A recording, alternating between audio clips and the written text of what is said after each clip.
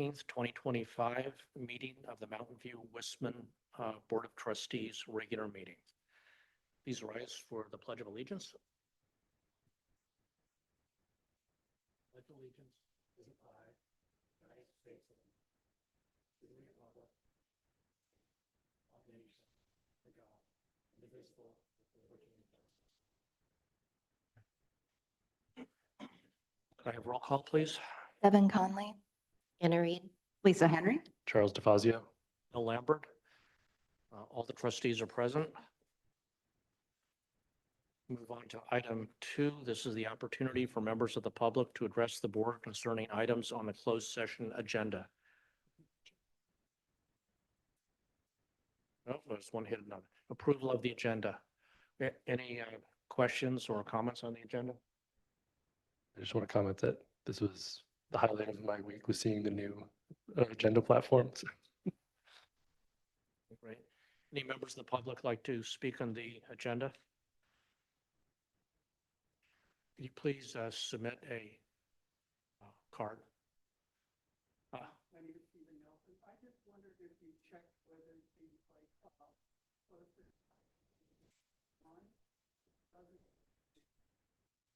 that's okay. Which doesn't, I know you go down further in the attached paperwork, but this level of thing I thought was supposed to contain where the address, minimum where the address was at this level and who the negotiators were. If you look at government code section, blah, blah, blah, it'll say that. So I hope somebody has looked at other school districts that are using, this is gamut, as I think, from the California School Boards Association, and seeing that this abbreviated version of a printed thing, which is, I assume you have posted, whether it is legally sufficient under the Brown Act, which I dearly love Mr. Brown. Okay, thank you, Mr. Nelson. Do I have anyone else wishing to speak on this item? Okay, I don't see anyone. I make a motion to approve the agenda as presented. Second. A motion by trustee Conley and a second by trustee Reed to approve the motion to approve the agenda as presented. All in favor, say aye. Aye. Aye. Motion passes unanimously. Okay, item 2, opportunity for members of the public to address the board concerning items on the closed session agenda. Are there any members of the public wishing to speak on the closed session agenda item? I do not see any. With that, we'll close the open session. Make a quick comment just with regard to our speaker's comment. I am noticing that the property address appears under the summary, and I'm not sure why it appears on the heading. Doesn't appear on the heading, so we'll figure out that.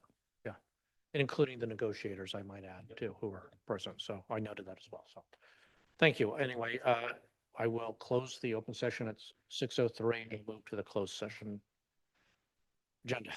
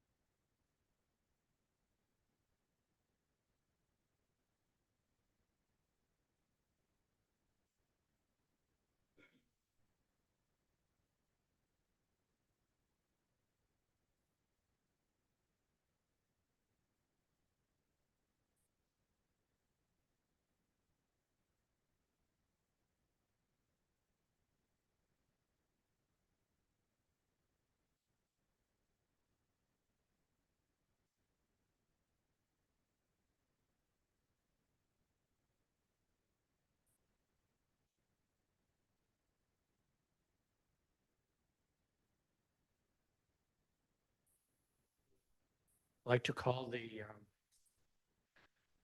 reconvene the open session at 6:41 PM. No actionable no actionable items to report in closed session.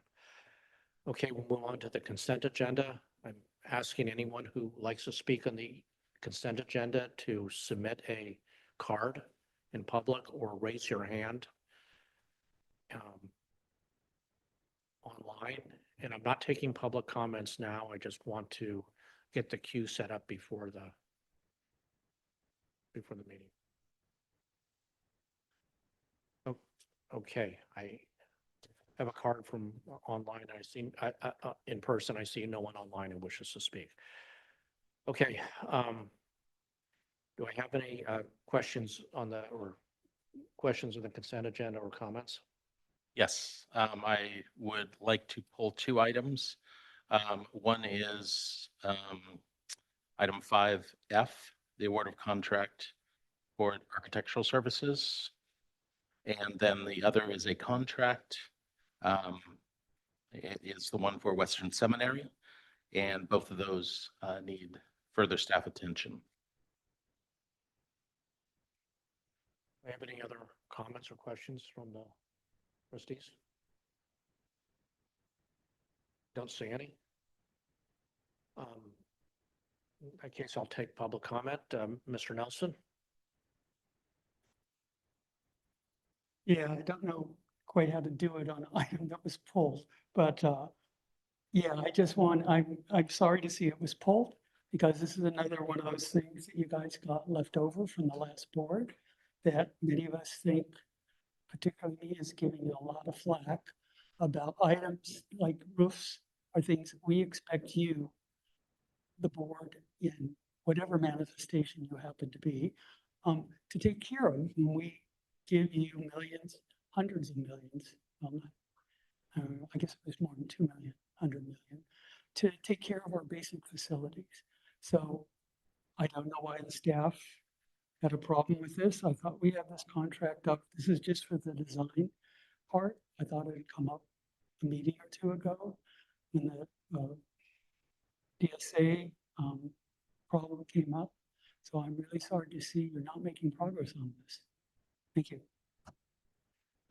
Thank you, Mr. Nelson. Okay, any final comments from the trustees? Otherwise, I'll ask for a motion.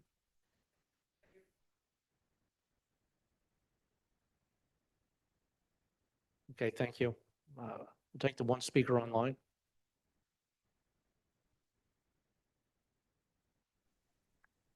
Hi, good evening. I'm calling in regard to the $482,000 purchase order that is based on a contract approval that's, it states that it's for Greystone and on a contract approval on an item from over 5 years ago. I believe that California contract law requires that a contract for construction services shall be awarded after the plans have been sufficiently developed and either a fixed price or a guaranteed maximum price has been successfully negotiated. So this purchase order is premature. I'm not quite sure why this $482,000 purchase order is obfuscated by a non-specific contract approval from over 5 years ago. Why this was put before the board based on a contract that was made before the projects were conceived or approved it was obfuscated by the board sending the public to a June 29th board meeting date that didn't exist. That was later corrected a couple of hours ago to May 29th. And that has preliminary plans without site-specific budgets. And I don't even know if DSA approval has been made for this project. So this purchase order is quite premature, and I don't know why the simple documents have not been placed before the board. It's based on a budget for plans that should not be clouded. This issue should not be clouded by all of these different things. And I just want to remind the board that Board Policy 3312 states that the governing board shall follow all applicable legal standards, including the bidding requirements in public contract code. And finally, with regard to bids, we also have a board policy which states in relevant part that in order to ensure transparency and the prudent expenditure of public funds, the Board of Education superintendent or designee shall award contracts in an objective manner and in accordance with the law. We also have put together a vendor approval process that includes a checklist. I do not see a checklist, nor do I see the actual contract for these very specific purchase orders. So I'm hoping that the board will pull the $482,000 purchase order for Greystone and actually put the project management out for a bid. Thank you. Okay, thank you, Mount View Westman School District parent. Do I have any comments from the board? I have a motion to approve the consent agenda. Make a motion to approve the consent agenda with items. Will you remind me of the numbers, please? It was 5F, contract for architectural services, and the item for Western Seminary.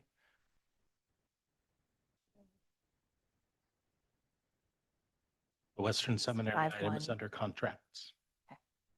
So I make a motion to approve the consent agenda with the removal of item 5F and the Western Seminary contract under 5. C1.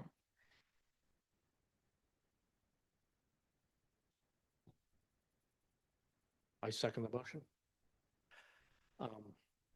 We have a motion by trustee Conley and a second by trustee Lambert to approve the consent agenda with item 5F, contract for architectural services, and the item contract for Western Seminary withdrawn. All in favor, say aye. Aye. Aye. Motion passes unanimously. Move on to item 6, communications. And we will start with employee organizations. Is there anyone from an employee organization who wishes to speak? I do not see anyone. We'll move on to district committees. Is there any member of a district committee who wishes to speak? Trustee DeFazio. All right, so we have an update on our latest meeting at the Board Policy Committee. We met on September 17th, 2025, which was just yesterday. We reviewed and discussed 10 board policies. We recommended 9 of them for approval, some with adjustments. These include the 1312.3 uniform complaint procedures, 4030 non-discrimination in employment, 4119.11 sexual harassment, 5117 interdistrict attendance, 5131 conduct, 5147.5.7 sexual harassment, 5146 married pregnant parenting students, 6145.2 athletic competition, and 6162.51 state academic achievement tests. They'll come for first reading at a future board meeting. We held VP 0441 artificial intelligence to align with our planned discussions of technology and future model policy from the superintendent of public instruction. Our next meeting is scheduled for October 15th, 2025. Thank you. Out of curiosity, how many updates do we get a month from the CSBA? There's a handful of them. We will be getting, I think the next packet is in the interim. So we cleared out the June packet now of updating them. And so the next packet will arrive in time for our October 15th meeting. And then we'll start the work of continuing to update them. Thank you. Next, any other district committees? Superintendent Bear. Yeah, thank you. Good evening again. Just a quick update on staff housing, since I know it's a big topic that we've been working on and trying to move forward. I think, as you know, on September 8th, the Foothill De Anza Board approved the purchase sale agreement to buy 50 units of our staff housing project. This will accomplish a few things. We think it'll right-size the number of units to better align with our needs. It'll reduce the staff operating costs, and it's going to eliminate it, as you know, that land lease payment. The purchase from Foothill will essentially pay that back to us. So that's great news. Where we are now, there are a number of documents still being worked on that we can expect to see in the weeks ahead. There's a tenants in common agreement and a maintenance and operations agreement. We also sent a request to the city of Mountain View. We've sent them an update to our below market rate housing agreements. And hopefully that'll be coming up at a council meeting in October. We look forward to that. And this is really focused on one of the board objectives, which was creating a pathway for lower rents. And so we're looking forward to that coming for our employees taking advantage of the housing as well. Next steps after the board appointments, or after the board appoints members of the Mountain View Residences Corporation, as you know, that's on the agenda tonight. One of the first orders of business of that board as they meet will be determining those rental rates. We anticipate bringing forward to you at our next meeting some recommendations to hand off to that new body. We know it's a separate and dedicated board for housing oversight, and it's going to allow, as we've said, our board right here, this governance team, to stay focused on students and learning in our schools. So we look forward to all of those things happening. Hopefully by the end of October, all of that. Okay, thank you. Okay, we will move on to item 7, community comments. This is the time reserved for community members to address the board on items that are not on the agenda. The board and administration welcome this opportunity to listen. However, in compliance with the Brown Act, the board is not permitted to take action on non-agenda items. Any member of the public wishing to speak on this item, please turn in a card or raise your hand online. I see no in-person speakers. We'll take the one person online. Mountain View Westman School District parent, please go ahead. Hi, yes, I'd like to continue on with board policies. Board Policy 3312 recognizes the board's responsibility to enter into contracts, stating that the board will follow all applicable legal standards, including the bidding requirements in Public Contract Code 20111.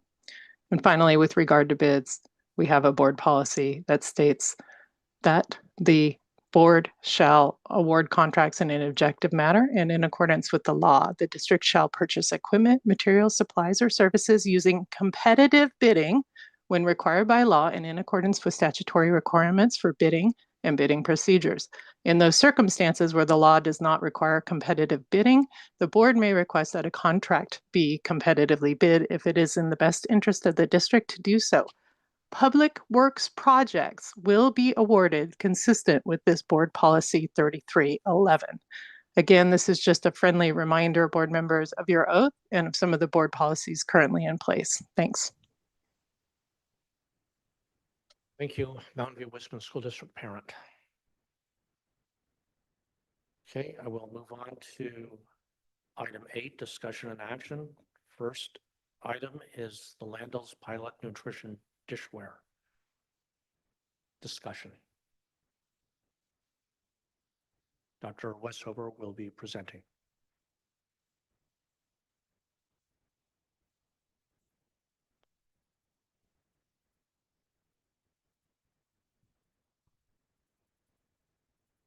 Good evening, trustees. So this was a request at the end of last school year. So during the summer, we went out to the school sites, watched the school sites, beginning of the school year, watched the lunch lines, because there's a couple of things that go into using reusable dishware. So we'll kind of walk through what that looks like today, and then a summary of what it could cost if we decided to go this direction. I'm going to move through our strategic plan. The things we will cover today are current versus future practice, in-house washing versus outsourcing, current conditions, and then I'll go through a summary. So our current practices. So currently, food is prepped in the main kitchen, either at Crittenden or Graham, packaged and then sent out to the elementary school sites. Fruit and vegetables are prepped at the school site.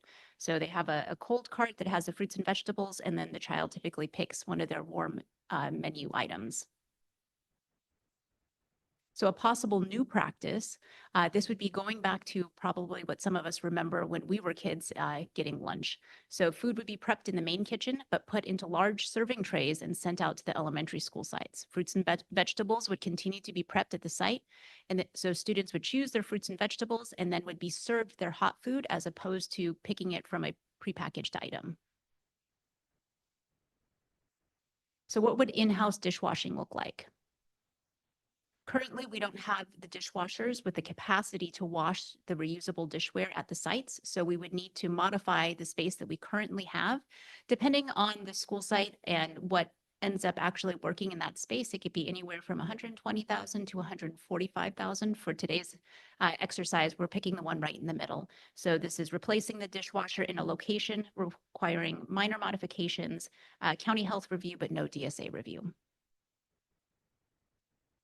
We would likely be able to get our first set of plates and utensils donated through Plastic-Free Restaurants. So this is a nonprofit organization that really wants to get one-time use materials out of our landfills. So this is an approximately $59,490 value. So now comes to the next part, the labor that would be needed in order to do this. So we would need an additional hour for our current employee that's at Landals and an additional 8-hour employee. Currently, one employee manages multiple tasks at the same time. If they were serving, they would need additional assistance. So right now that one employee will refill the fruit and vegetable cold cart. They'll pull out warm meals as kids are coming through, and then they're checking meals and making sure the kids are putting their cards either into a basket or collecting it. So they're running multiple different stations. So if that one individual needs to serve the meal, it means we would need to have another person with them as they're serving the students. We'd also need additional time so they can actually wash the dishware. So this would cost approximately $90,000. It is possible that volunteers could reduce some of the hours needed, but this wouldn't be a possibility at all school sites. So Landals has a heavy cadre of individuals that be willing to help right now, but it wouldn't be able to take up all of the need. So this is looking at the total cost in-house year one and then ongoing. So we take into account the dishwasher, the staff cost, the dishware. So right now that's added in, but we think we could probably get that for free. A hot rolling cart. So right now meals are put into a warmer, and as they're needed, they're pulled out. But if we're serving, we would need to keep the food at a hot temperature to prevent bacteria growth. So we need a hot rolling cart, no washing service in this case, yearly replacement of forks and spoons. So in general, we need to plan to replace one full set of forks and spoons because they accidentally end up in the trash. And then savings from not purchasing one-time use dishware would be approximately $10,000. So first year cost up front would be $269,000 roughly. And then our ongoing costs would be about $80,000 or $81,000 each year for Landals. We also looked at outsourcing dishwashing. So DishJoy would pick up and deliver the dishes and utensils each day. We'd have 2 sets of dishes at the site, one for breakfast and one for lunch. And they would typically pick them up in the evening hours when there's no students present. And DishJoy would also track the number of utensils that we have, and we'd give them our spare set. And as utensils went missing, they would then put them back into rotation for us. They would provide a great dish rack that students would place their trays in, and it costs about 40 cents per meal for all items. The yearly cost would be about $14,400 for the dishes using our current meal counts at Landals. So the labor needed, we would need an additional 2 to 3 hour employee, and this would be mainly to serve students. So we wouldn't need as much labor because we would be outsourcing the dishwashing. They would be serving the students and checking that all components of the meal were offered. This would be approximately $20,000 to $30,000. Again, volunteers might be able to reduce some of this cost. Something also to keep in mind is when we rely on volunteers, if a volunteer can't show up because they're sick or something has happened with the schedule, we need to be able to quickly backfill it with someone. Sometimes that's kind of the tricky part when you're relying on a volunteer for a needed position. Another piece to keep in mind is hiring an employee for 2 hours would be quite difficult. We struggle with our part-time positions, and finding someone for 2 hours, not impossible, but sometimes can be more difficult. So looking at the total cost year one and ongoing costs. So total cost is $117,000 upfront, and then ongoing cost drops to $55,000 a year. So in summary, these are the costs of our two options, in-house and outsourced. Ongoing costs, $80,000 or $81,000 for in-house. If we outsource it, it's about $55,000 per year. Then down at the bottom, I just multiplied it for our elementary sites of what it would cost if we scaled it to all of our elementaries. I also wanted to give a little background on child nutrition.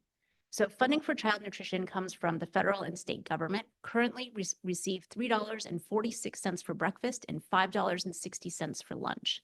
I think this is a really difficult number for us to hit because this needs to cover all of our labor, all of the infrastructure in the kitchen, as well as the food.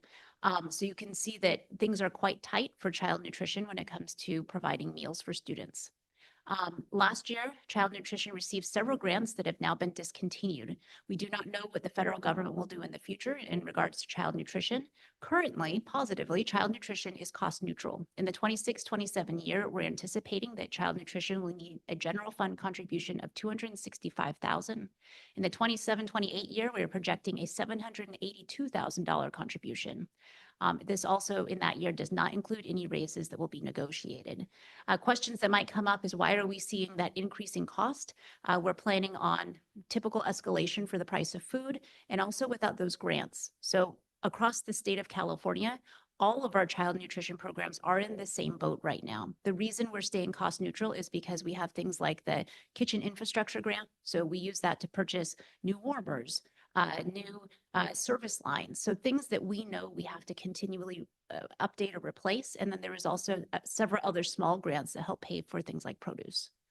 So the grants really have kept most child nutrition programs in the state at cost neutral. But if those, we don't know if those grants will be offered in the future. And then some of them we saw that were actually taken back this year from the federal government. Rebecca, is that back on that slide? Is that amounts of 906? Is that per pupil or per meal served? I'm sorry, the 906? The 346 for breakfast and Yes. 560 for lunch, per pupil or per meal served? Per meal served.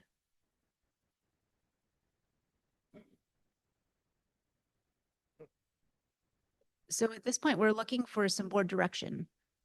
Do we want to proceed with one of the options presented?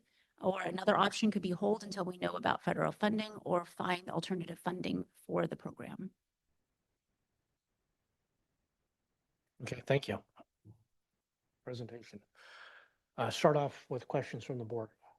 Trustee Conley. Thank you, President Lambert. Thank you for the presentation, Dr. Westover. If I remember correctly from the presentation by Landell's students in the last school year, they also had a dishwasher that was a commercial dishwasher donation. Was that not feasible or is that still available? Yeah, I called and asked, what dishwasher was it? I think the cost of the dishwasher is really kind of negligible when it's as a startup cost because it's a one-time cost. Really, cost comes from actually the labor of putting it in more so than the dishwasher itself. We could choose to use that dishwasher and it could reduce our costs slightly. My wondering and concern would be, it doesn't come with a warranty. We could spend more time and energy fixing it if it's already been used a few years. But that's something that we could do if we wanted to reduce the cost of it. Okay. And has there been a conversation, I know the board's talking about this tonight, but has there been a conversation with the school site and the presenters who came about kind of this outlook on the pricing and what they're interested in? The board receives the information first. We haven't discussed it with Landell's yet. Okay. And then who else uses DishJoy? I can get a list, but there's from the group that came to present, Ben, he was a great resource to give ideas of, how can we potentially get this cost down. We also met with the city of Mountain View, who has interest in reducing solid waste. so Ben is the one that connected us with DishJoy. This was intended more as a overall picture of what could be done, what the costs could possibly be. I think if the board decides to move forward with any of this, we would go out and check prices of different dishwashers, but Probably do an RFP for a partner, possibly. we could. And then have we talked to other school districts about it? I know they had recommendations about other districts and what they've been doing. Yeah, I checked with the construction manager, Greystone, and asked what other school districts are doing this right now, especially in our area. He was not aware of any in our local area. And I asked, has anyone ever switched from what they're doing now to dishwashing? And he said, not the districts that he's working with. But I know Berkeley does, I believe. Is that right? Thank you. Trustee Reed? I'm just wondering, and I should have asked this earlier in the trustee questions, but it just popped in my brain.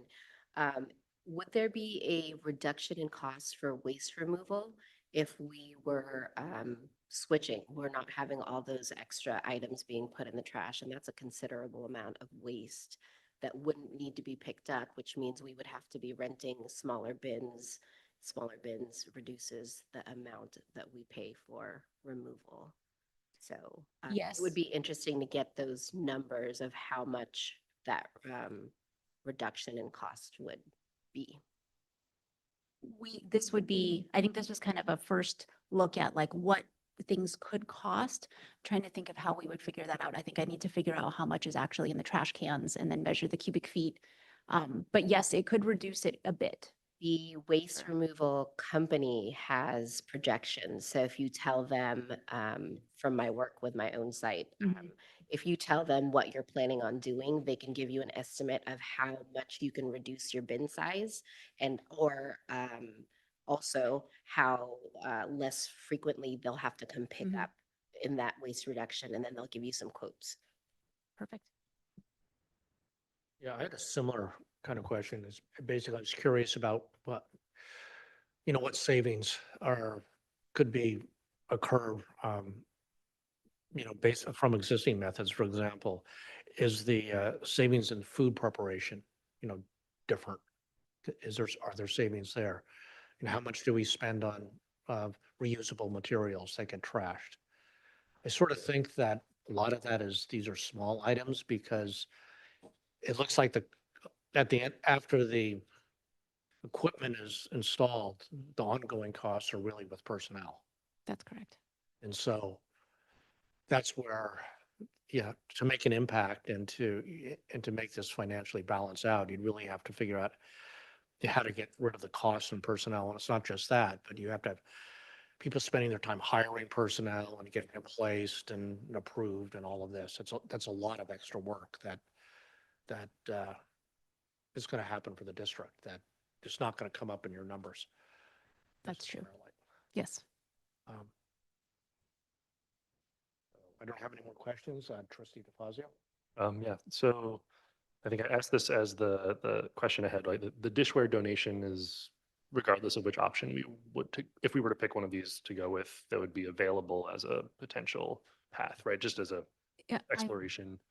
I'm assuming, yes, we didn't actually submit an application, but it seems that we would be reducing what's going into the trash, so. Okay. And so then in that context, right, like the I guess the actual the initial upfront cost for, again, this is all ballpark, for the outsourced version would be roughly like the upfront cost would be like 3,000, some like 4,000 or so. And then almost all of the rest is just the pay, the staff pay, because like roughly the washing is offset by the savings on the dishware, give or take. Like just ballpark, right? Like around The washing service is approximately 10 or 14,000, and then savings from not purchasing one-time use dishware is about 10,000. So you're 3-ish thousand or 4,000 or so for the ongoing costs. Okay, and then that answers my question. Trustee Conley? I have one more question. Another part of the presentation and discussion when the community members were here and the students was around PFAS being present in the compostable products. Do we have more information about the products that we're using? I know for the silver or the wooden spoons and forks that we use, those were the best that we could find. I can find out more about the reusable, I'm sorry, the one-time use trays. That would be helpful. I think, we're looking at costs here, but we're also looking at sustainability and we're looking at possibly health impacts for children as well. So those are all things that I would like more information about. Any further questions? Okay, I did not ask for public comment before, so I'll ask for it now. Is there any members of the public who wish to speak on this item? I see no one in person and I see one person online. Okay, Ms. Liu, you may go ahead. Hi, thank you for the presentations. I'm sorry if you've gone over this because I just dialed in. Currently, my understanding is that the food are being prepared, is it accurate, and then kept in like container and warmer to send it to the other elementary school. Is that still the case, or how is like food preparations and delivery to the school site?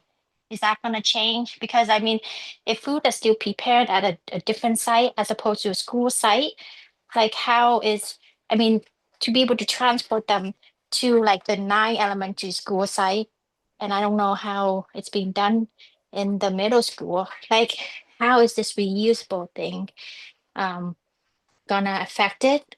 How's that gonna change with the saving? I'm just trying to get a better understanding. That's all. Thank you. Thank you, Ms. Liu. Okay, that will close public comments and bring it back to the board for comments. I'd like to, I should probably ask this at the beginning, but if personnel costs are the main ongoing costs, and I presume that has to do with pretty much putting plates into a dishwasher and removing plates from a dishwasher. Pretty basic stuff. And certainly the goal is really important here for sustainability. That seems like a sort of a problem that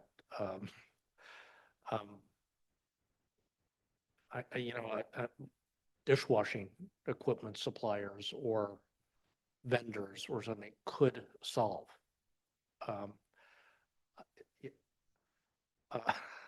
And so I guess what I'm suggesting is to, bring this sort of very fundamental problem to either sustainability groups or to equipment suppliers and, help them understand what the cost of doing this is on something that we'd very much like to implement, but is, relatively costly for a district. So in other words, explore how we can solve this problem. It just seems so, I don't know, unfortunate, right? That it costs this money for people to move plates around. I don't want to answer for Dr. Westover, but it was serving was Serving? because with the outsourced dishwashing, there's like a bin thing that you put your tray in. But the issue is you serve in bulk. And so someone has to serve the kids. So not to answer for you, sir. You're right. Even that is interesting. Yeah. Trustee Conley. I mean, it is a real challenge. I think we often have to make decisions weighing pros and cons and trying to balance the budget that we have. And what is most persuasive for me in terms of pursuing this is the health impacts.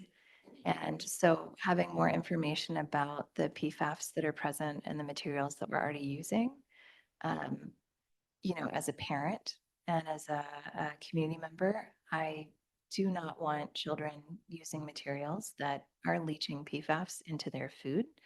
And so that is the persuasive argument for me, but I feel like we need a little more data on what's going on in our own school district with those materials. And then I'm agnostic about which solution, because there are significant costs, but we're looking at where those costs might be offset in other ways. I'd also love to go back to the community members at Landals and see if they have, just get their input on this conversation, on the information that we have now, on possible other ways to cut costs around this. There's a lot of people who care significantly and came up with some really good ideas to begin with. And now we can present some of the parameters or constraints that we have and, you know, kind of iterate on that a little bit. So my hope would be to continue exploring how to pilot this at Landals, but I would also like more information on as a school board about the food safety of them. The materials we're using are obviously going to be declared food safe, right? But we have been learning much more about PFAS as a country, and so I'd like to know more about that.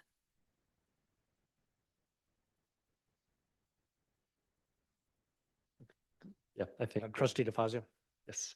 I think, yeah, I think the health impacts I think are important to me. Also, I think, you know, I continue to go back to one of the LCAP's climate survey responses, right, about cleanliness of our schools. And I think lots of single-use materials probably contribute significantly to that.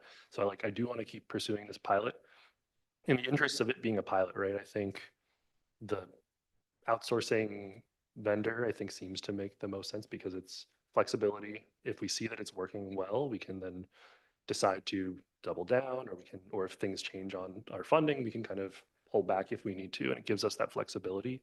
Like I think some of this is contingent on the dishware coming through on the grant, so I think pursuing that really defrays most of it. And I think as noted, we have like a passionate, I think for the pilot, we have a passionate group of families at Landals where we can probably mitigate some of the staffing costs too, right? I think, for example, I think we'll probably hit a similar struggle with the volunteer absenteeism, which we would with a part-time employee as well. We'd have to replace that person. So I think that's on net probably a trade-off. But if the volunteers are able to come through and you know, we can monitor it and see how well it's working if we continue to go forward. So I think that's like, I do agree. I think we should bring back to those groups at Landals on the school site because we want to pilot this. But like, I think directionally, I think that would be the way I kind of want to usher this.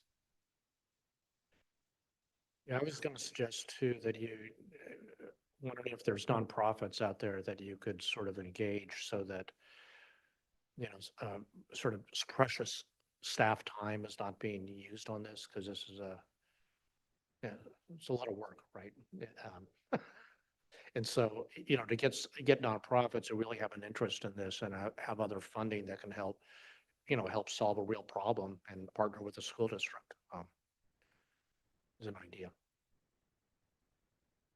Trustee Henry. I really appreciate the presentation and the additional information, and still really appreciate the Landals parents and students who brought this forward. I think where I am right now is I would like the additional information if possible. I agree with what Trustee Lambert said of not wanting this to become something that takes over staff time.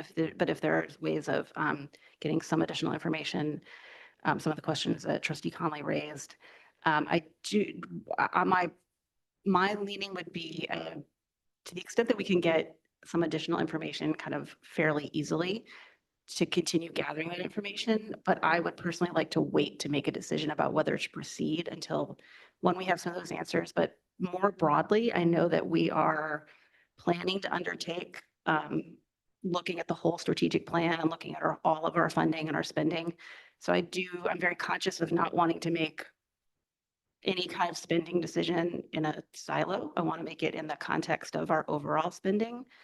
It does seem like the outsourcing option has the potential to be, particularly if we can get the dishware, like a very, small initial investment. But I do have that in the back of my head of not wanting to make kind of individual initiative decisions without making it kind of in the broader context of what our goals and strategic plan will look like going forward. Any further comments? Trustee Reed? To go along with what Trustee DeVazio was saying about single-use trash, I'm also wondering if this is going to reduce workload for custodians, not having all that trash all over campus. That would be a benefit. So more data on things like this, like how much time do they spend doing those things, and if that would significantly change their workday. And the seagulls. I think one of the challenges is some of these things we won't know until we actually experiment with the pilot. Like what is the custodial shift? I'm aligned with Trustee DeFazio around doing the outsourcing pilot now, because pending the donation of the dishware, because the cost would be very, very small in terms of ongoing cost. It wouldn't change too much of our personnel structure right away. And it gives us flexibility as we have these longer budget conversations, which Trustee Henry pointed out. But I don't know if there are 3 on the board who are interested in that.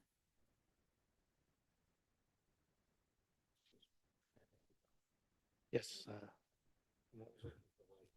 I know, Superintendent it makes sense. So just a couple of comments. I appreciate the effort investigating this and the potential benefits of it. I do recommend and would love the board to think about essentially what Trustee Henry was saying, that thinking about this in a bigger context, we're talking about a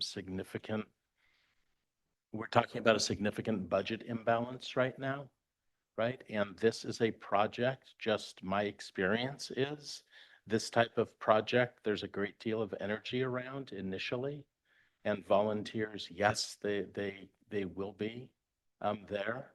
But I think about in the out years, sometimes that wanes, and then the expectation remains, and it falls on the district to fund.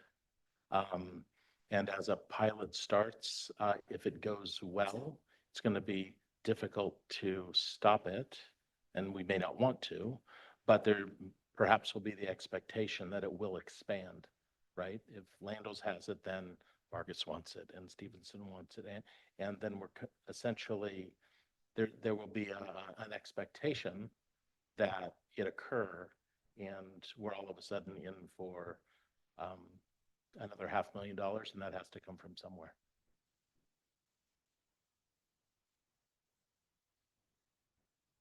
Okay, I think last comment from Trustee Conley sort of invited the rest of the board to make a decision about this.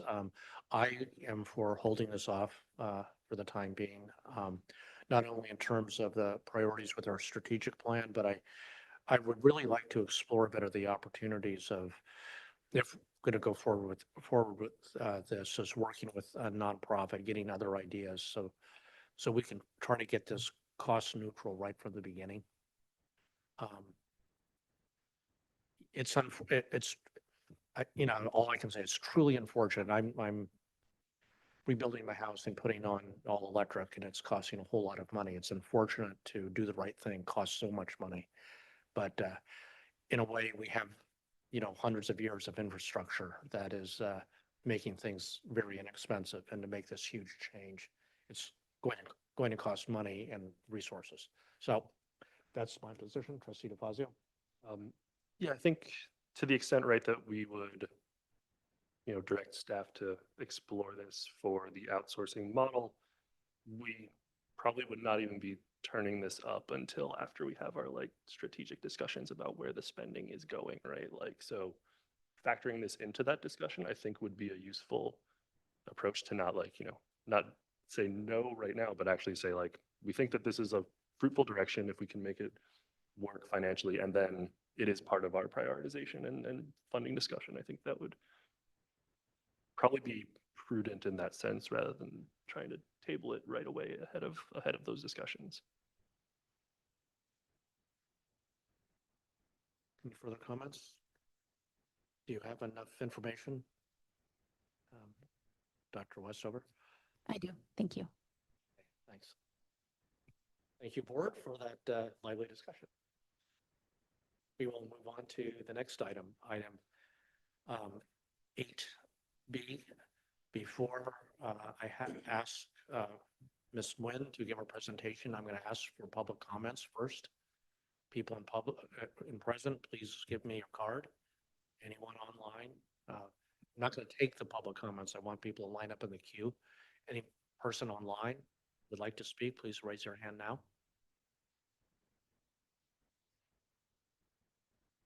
I see one person. Ms. Liu, I'll add you to the queue. Any other one? Anyone else wish to speak? I do not see any. Okay. First, we'll hear from Ms. Nguyen.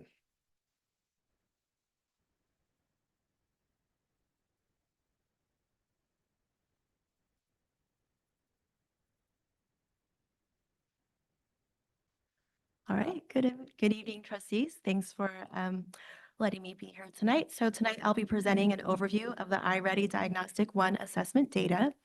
As always, our work is connected to our strategic plan. As a reminder, iReady is our district's benchmarking system to monitor students' progress towards grade level proficiency. No assessment system is perfect and will tell us everything we need to know about a student's academic profile. However, iReady is a helpful tool because it's aligned to the Common Core standards and has a strong correlation and similar format to the SBAC that the students take at the end of the year. We looked at this at the last iReady presentation, but these are different ways to view iReady data. These descriptors are lifted from iReady. One way is to look at proficiency. So when we look at proficiency, we're seeing how kids are doing relative to their grade level standards. When we look at D1 data, it's important to note that we look at D1 data and it's in standard view. That means this is the proficiency of a kid relative to the end of the year standards, right? So when we look at students who score in the green, that means they're at or above grade level. So in D1, a student who scores green that's in second grade, that means that they're early, mid, or late second grade, anywhere in the second grade range. The yellow means one grade level below. So when you're looking at D1, that means that a second grader scoring in yellow means that they are starting the school year at a first grade level, which makes sense because they just finished first grade. So iReady would say that yellow and green are on target for the D1. However, if you got to D2, yellow is no longer on target. Right now you're behind. When students are in red, iReady says that students who are in red are 2 or more grade levels below. And it says students at this level will likely need instruction focused on prerequisite skills. Really, it should say that they will need targeted instruction to get to grade level skills, right? Another way to look at iReady data is through a growth model. This is an iReady metric that they use. We don't have the iReady growth data in this presentation because obviously we are in D1. And one limitation of iReady is they reset their growth measures every year, right? So D1 is always the start and D3 is always the end. And that's how they do it, I think, to account maybe for attrition, I'm not sure. But one limitation of that is that if a kid is not making their growth year after year, it kind of masks that, right? Because you're starting over each time. Likewise, if a kid made tons of growth one year, you kind of lose that too, because you're starting at a new benchmark each time. So as I go through the data, I'm going to give a high-level overview. So I have a few data charts at the beginning, and there are many data charts in the appendix if you want to look at the site level data. The data is a baseline of where the students are at now. It's a continuation of where they ended in D3 as well. And we made the data in different kind of ways. So the first way is the traditional way that usually see it is year to year. So you see the first grade this year, and then the next class of first grade the year before, that kind of thing. We also did cohort data, so tracking kids moving from grade level to grade level.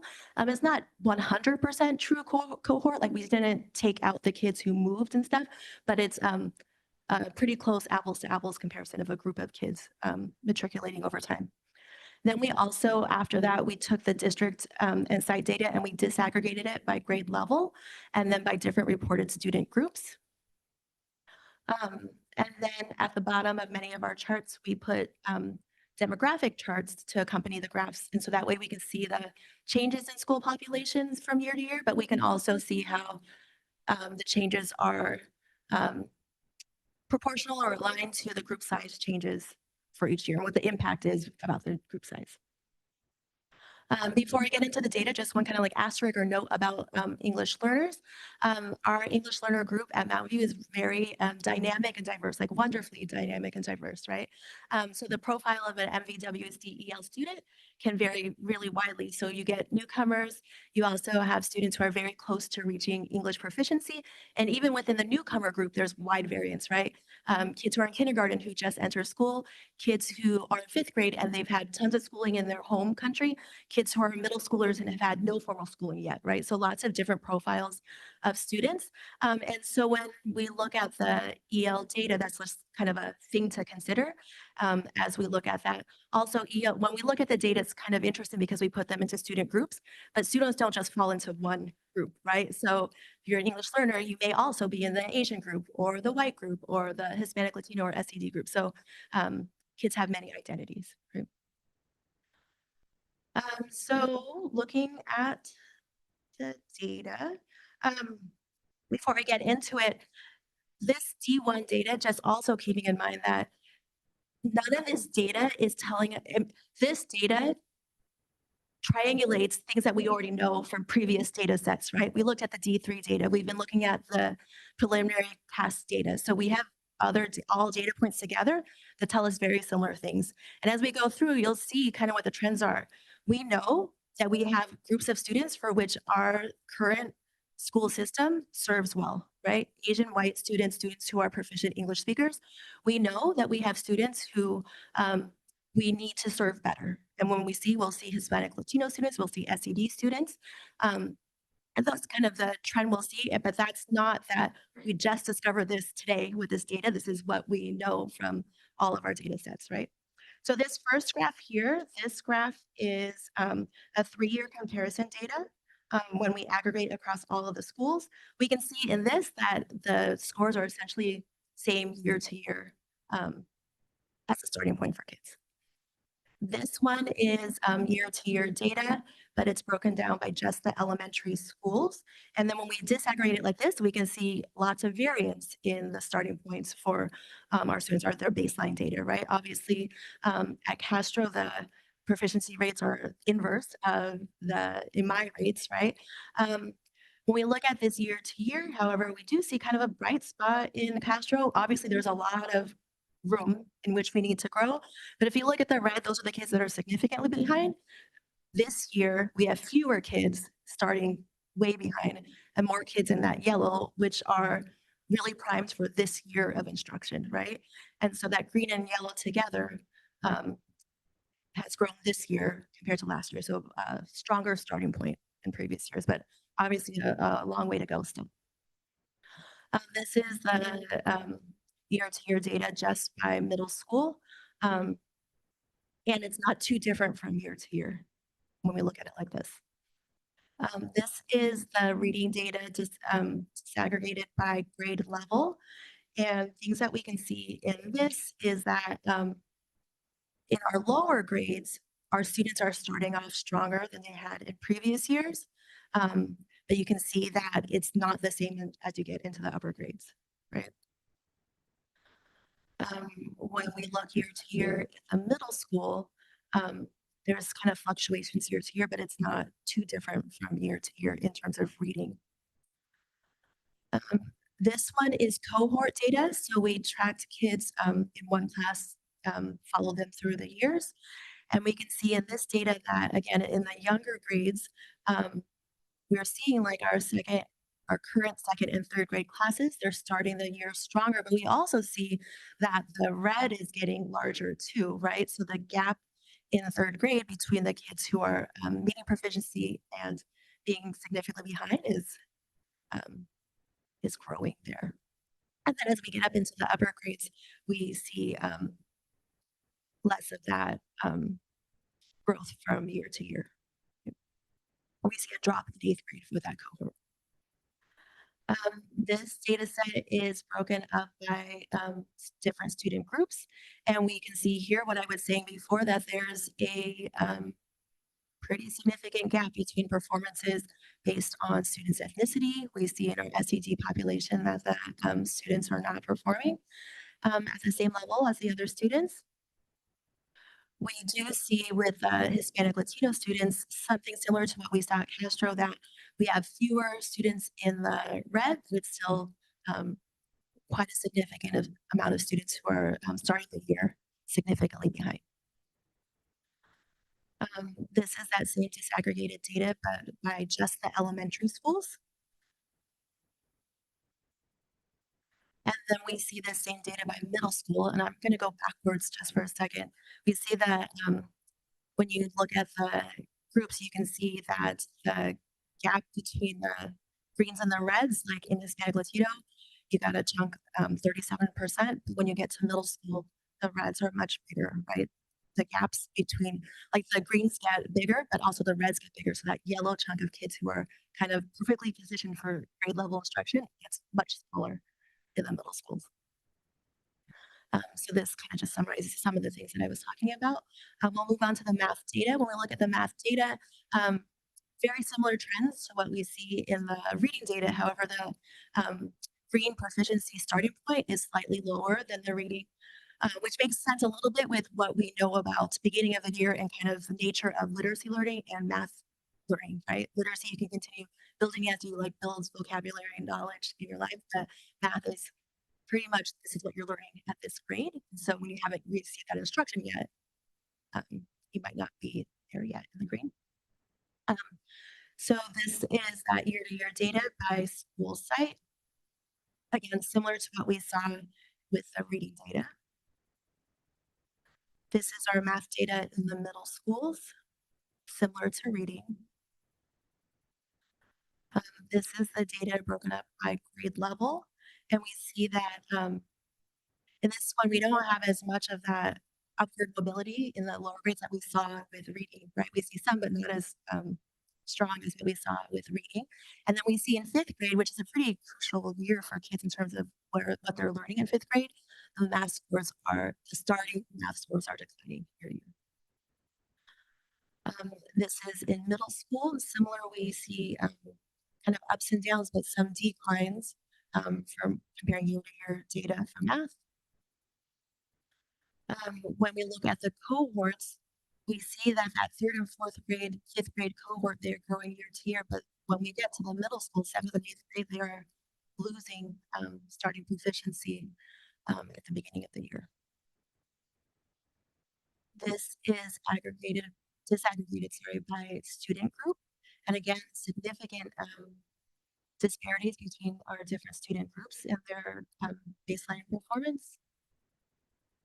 And we see this in just our elementary schools and middle school. So that same thing, when you get to middle school, that red gets bigger, the green gets bigger, and the yellow gets smaller, right? The gaps get bigger between kids who are at grade level and kids who are not. So then looking at the data, we went through it. And so now I'm going to talk through our instructional areas of focus. Again, this data is triangulating things that we've already known from looking at the D3 data, the CAS data. So our instructional plans have started, right? They're in the first month of school. So we're starting tomorrow. And so these are the things that we have been starting with our principals and our sites. Starting with tier one instruction, we know that's the most effective, efficient way to instruct kids. The most leverage we have is in that tier one instruction. And so this year we've been working through the MVWC way for instruction, which is really kind of shorthand for what we know cognitively is the best way to instruct students, right? And so that we are planning instruction, delivering instruction that's standards aligned, responsive, relevant, explicit, and equitable. We have worked with our principals with this, and our principals have aligned all of their professional development with their teachers through this lens of instructional planning and instructional support. And what's been really powerful about this is, again, it's an alignment of instructional strategies, and we have a common way in which we're talking. So it's increased principal to principal collaboration and also teacher to teacher collaboration, because we're speaking about instruction and planning for instruction and responding to instruction in very similar ways. We are working on a framework to support writing instruction and to support thinking through writing, because we know that the brain can process and remember information better when it has to process it through writing. And so this school year in the elementary schools, the teachers are going through this advancing thinking through writing PD throughout the year at the different PD spots. And also we have a team of teachers that are supporting with ongoing professional development throughout the year with this. And then for middle school, we've convened a writing work group. They are learning, that work group of teachers is learning about this framework right now and kind of trying out some of the activities in their class. They're collaborating with the fifth grade teacher leaders who are leading this movement in fifth grade to see how it's going in fifth grade, to see how they can carry it forward into middle school. The biggest thing about that is that it really helps with writing instruction. It helps with your ability to process content. And the more content knowledge you have, the stronger reader you are. So all of these things are connected with each other. We know that we really need to continue to support English language development, especially we saw your Hispanic Latino students, our SED students are not making, we are not serving them the way that we should. And many of the students in that group, not all of them, but many of them are English language learners. So shoring up English language development would better support students. So using high quality materials. This year we gave the interim LPAP to our students so that we can better identify their language needs. That's something that we hadn't done before. So we were using just kind of their summative at the end of the year to plan forward. We continue to have our newcomer teachers who support at the sites with a higher number of newcomer students. And then through the MVWSD, that type of instruction, the research shows that's a type of instruction that supports English learners. We're increasing our targeted intervention. So we continue to use the MTSS framework. This year, we've added a new reading risk screener, the interim LPAC that I talked about, and then other data points to target interventions. We've increased the intensity and frequency of our interventions. We've added our instructional coaches. They got training over the summer, so now they're part of this team. So every single school site has a trained interventionist. Even in the middle schools, our middle school coaches provide reading or math intervention as well.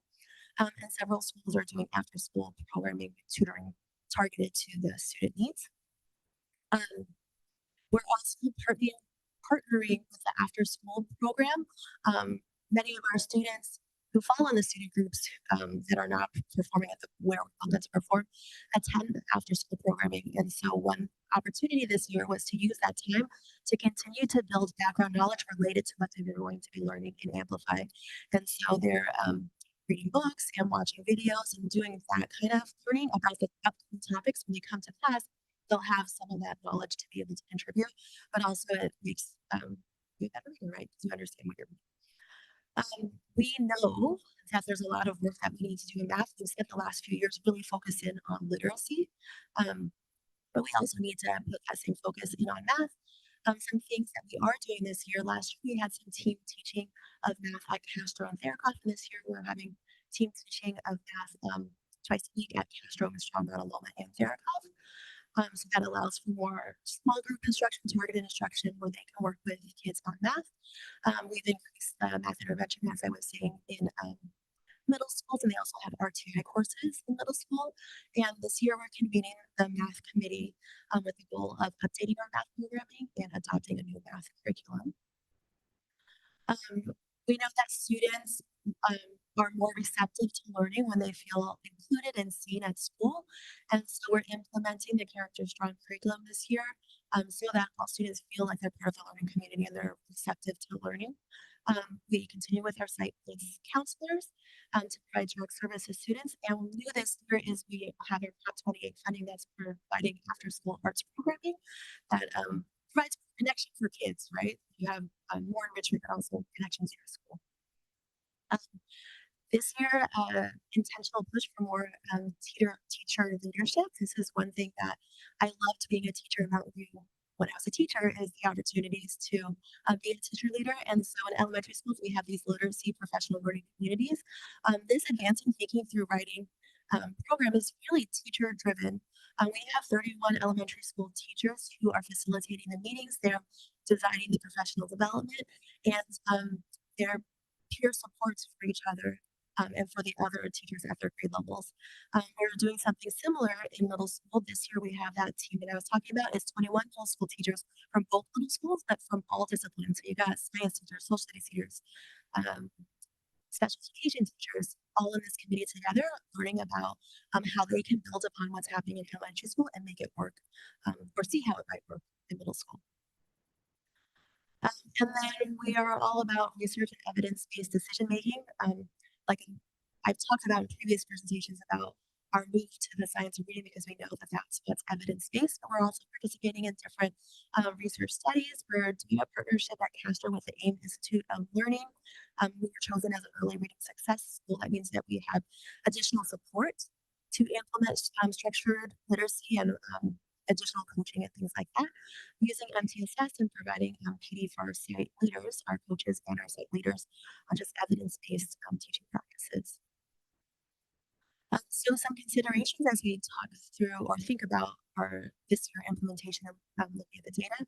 So the different ways that we currently use D1 iReady data is one way is that we use that data to confirm math placement in middle school. The kids take their D3 and the placement is based on your D3 plus your CAST score. And then we allow kids this opportunity in D1 to take a test again to see if their score changes in order to move into a different pathway. In grades 3 through 5, we use the iReady data as kind of a screener to see where they're at and to inform RTI groupings.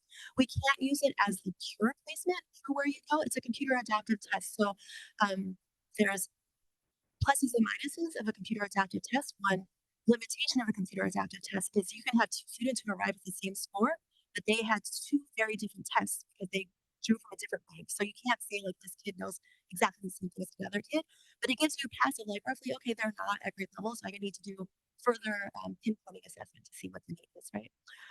In K through 2, we use this data as baseline assessment data. One question that came up in the previous iReady D3 presentation was how similar are D3 and D1 scores? How necessary is one or the other? And so we did this graph here. And so the yellow means kids who decreased, and we said we defined decrease as a scale score decrease of 11 or more points. And that was a recommendation from iReady folks of like what would be reasonable based on kind of a placement criteria. And then the blue are kids who stayed the same, so within plus or minus 11 of the scale score. And then the increase were kids who increased 11 or more points from D3 to D1. And so we can see this one is for math, and we see in math that majority of kids stayed the same between D3 and D1. However, there's kind of a good chunk there of kids who lost ground between D3 and D1. This is a graph that shows the number of students who advanced pathways based on their D1 scores. So the first chart, you can see, roughly 15 or 20 kids that advanced their scores just on the D1 scores. On the bottom chart is the number of students who advanced through the appeals process. So their score wasn't there, but they met with site principals through the process to to change their placement. This shows the differences between D3 and D1 for reading. This one is interesting because we actually see a lot more kids increase their reading scores from D3 to D1. Again, that's like what we know about literacy development and math development too, right? There's skills that you have in math that if you don't practice it, you may forget it. But in reading, you continue to build knowledge about the world and things like that. We have other data sources that we use. Like I was talking about before, we have the CAS data. In the past, it took a really long time to get the CAS data. Sometimes you want to get your preliminary data till the very end of summer or the beginning of the school year. But now we get like the preliminary data, like the kid level data and stuff like that, a week after the kids take the test, early June. And so that's enough time to make some decisions about middle school scheduling. But that also gave us plenty of time to, over the summer, to look at it and think about how we're adjusting our instructional program and stuff.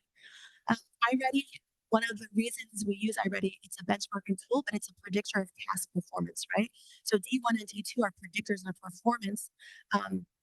So D2, we already use D2 as kind of the initial guide to help us figure out math staff, how many teachers will we need roughly of each course so that we can start hiring. So it could also be used as like the initial placement in conjunction with the CAS that comes early.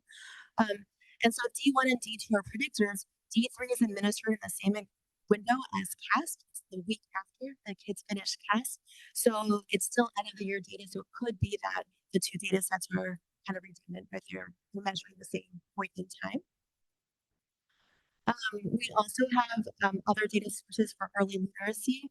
This year, like I said, we have a reading difficulty risk screener, which also serves as a benchmarking tool. That's Unclassifiables. It provides more precise early literacy data than iReady. It's administered one-on-one versus through your computer. And when you do something like Tibbles, you know that every single student's getting the same set of questions, the same thing. So when you look at the scores, then it is easier to use that to group students. They all were taking the same test, essentially. Some other considerations, I mean, we talk about this every time, but in order to improve academic scores, of course, we need to improve and target or tier instruction interventions, but we also need to ensure kids come. We have these things, when you're not here, it's not going to help, right? We need to make sure that we're taking care of their social emotional needs, supporting them through behavior, supporting families, and making sure that kids feel safe and included in school. So some next steps moving forward. Continue implementing the things that I was talking about. And when I say continue, it means these are things that we've revised over the summer based on the data. You know, we're in a month of school, so continue working through that. Make adjustments from our D1 data on. I'm looking at kid level data to make adjustments in their placement and programming and things like that to adjust our core first instruction for kids and how we do our interventions. Our school sites right now are working through their site plans. They're working with their site councils and their ELECs to make adjustments at the site level. And then we need to convene this math programming and curriculum committee to work on our math. Continue with this ongoing professional development with the teacher facilitated groups and with our district-wide PD. And then examine the use of our various assessment tools to balance the need for data that helps to inform instruction, but also with the cost benefit, right, of getting data, but also how much time is lost instructionally to get the data. So examining the time it takes. And this one should be like a further bullet, but it, examining the impact of schedule changes and just like all the constraints of our community partner schedules on our instructional time and how does that affect kind of the optimum time for kids learning and stuff. We know that we also need to update our district strategic plan. We've had lots of different programs and initiatives in the last few years, and some of them have detracted from the main focus of the work, which is educating kids in the classroom, right? Dilutes the focus. So how do we bring it back to the core, which is instructing kids in the classroom? So as you know, there's an RFP out to help support examining the effectiveness of our current programming and to update the strategic plan, mostly thinking about what actions and strategies have the most impact in increasing student achievement. And there, or we can consolidate our focus rather than diluting our focus. And with that, I talked a lot. I'm pretty taken Okay, thank you, Ms. Nguyen, for that excellent presentation. Have any questions from the trustees? Trustee Henry. This one's, I think, kind of more of a basic question. Just I've looked at these reports, obviously, many times as a parent, looked at these, the presentations as a board member. But when you said that, I just want to clarify in my brain, you said that green is your, your score, your fall anywhere on the current grade level. You could be early, mid, late, kind of in the scores. In D1, yes. Yeah, in D1. And then if you got that same score, like a different kid got the same score in the D3 at the end of the year, remind me, do the what's defined as early, mid, late change, or does that stay the same at the? Yeah, so in iReady, when you look at standard view, to earn green in D3, you have to be mid or late on grade level or above. Okay. And if you were, like, for example, green at the end of second grade, at D3, and you got the same score on D1 in third grade, would that then be like an early third grade score? Yeah. You're on grade level, but you're beginning of the year. If you ended second grade in green, but because green's still a wide range, right? You can be mid second grade, late second grade, or fifth grade and still be on green. So if you were mid or late second grade green at the end of D3, when you come into D1, you'll show up as yellow, right? Okay. Yeah. If you have the same exact score as what you had. Sorry. Thank you. Trustee Conley? Yeah, thank you. Are we still doing the literacy intervention program like we've done in the past? With the early literacy teachers? Yes. So we have the early literacy team at Castro, Mistral, Theracloth, Montaloma, and Vargas. And then the other elementary schools have their instructional coach providing reading intervention. And so this might not be data that's available tonight, but I'm curious about, we had seen some real gains with that program in the last year. Did we see gains at the end of last year? Yeah. The best way to look at it is you can see, like in Castro, you saw that in the lower grades, the aggregate improves. And so that's the best way to see it, because part of the challenge or whatever, or the joy of reading intervention is when kids progress out. It's like the EL thing. Now they're not in that group anymore, right? Because they're out of the group. Yeah, that's where you would look at the data to see the impact of that program. And then when will the CASP data be unembargoed? Do you know?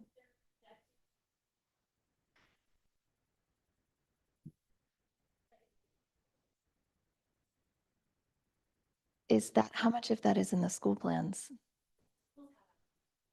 Okay. Okay. And then Amplify curriculum, whenever we adopt a new curriculum, it takes time. Last year was the first year for Amplify. I was hoping to see change within reading performance tied to that program, and it's hard to see if that's showing up yet or not. Yeah, so Amplify has two components. It's addressing all parts of the reading rope, right? There's a phonics part, and then there's a knowledge building part. In the lower grades, you can see some of that growth you don't see in the upper grades.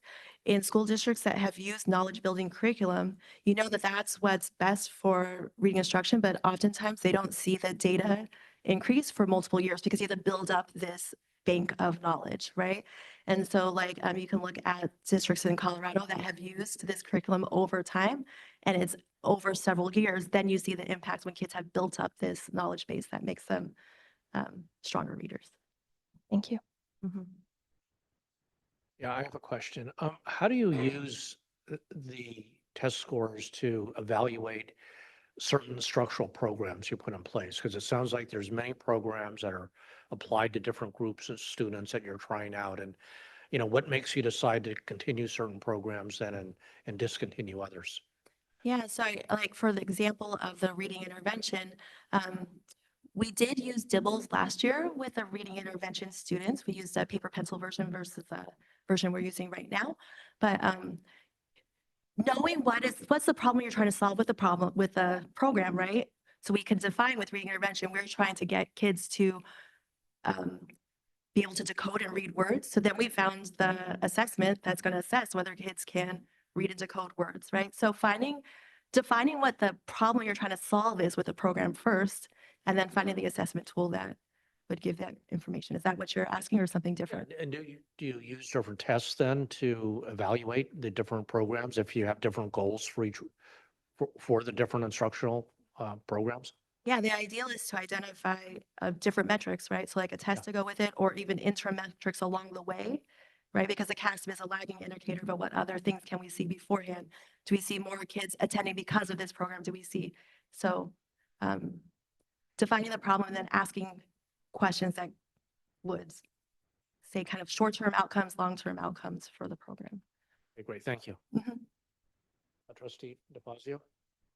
Yeah, could you elaborate a little bit more on the cohort charts that you were saying? So I think you said there's like a little bit different, because I think that's like, to me, that's a really powerful way of thinking about this, right? Because we get to see the cumulative effect of kids going through the school and like how, you know, the impact we're having on them. So like maybe just some more detail on kind of how that's constructed, because I know there's like various different biases that can be baked Sure. into that, right?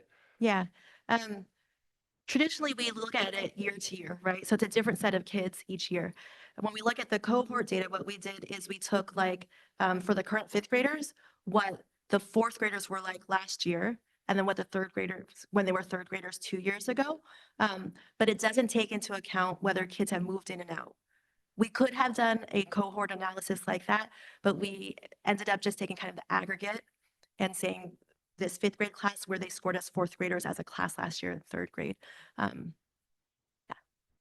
remind me, do we have something similar? Can we do something similar for like the other sort of assessments that we do for kids? Yeah, so the principals have been working with the CAS data with their site plans. And when we have kind of put together that data set, we also looked at cohort data. And oftentimes like at the site level, we'll look at the year to year because that's how you measure your site plan goals. But to inform like programs systematically, we're looking at the cohort data, right? Like what did this cohort of kids accomplish as they moved through? Yeah. Any further questions? Okay, thank you. We'll take public comment now. First, we'll have comments from former trustee Steve Nelson.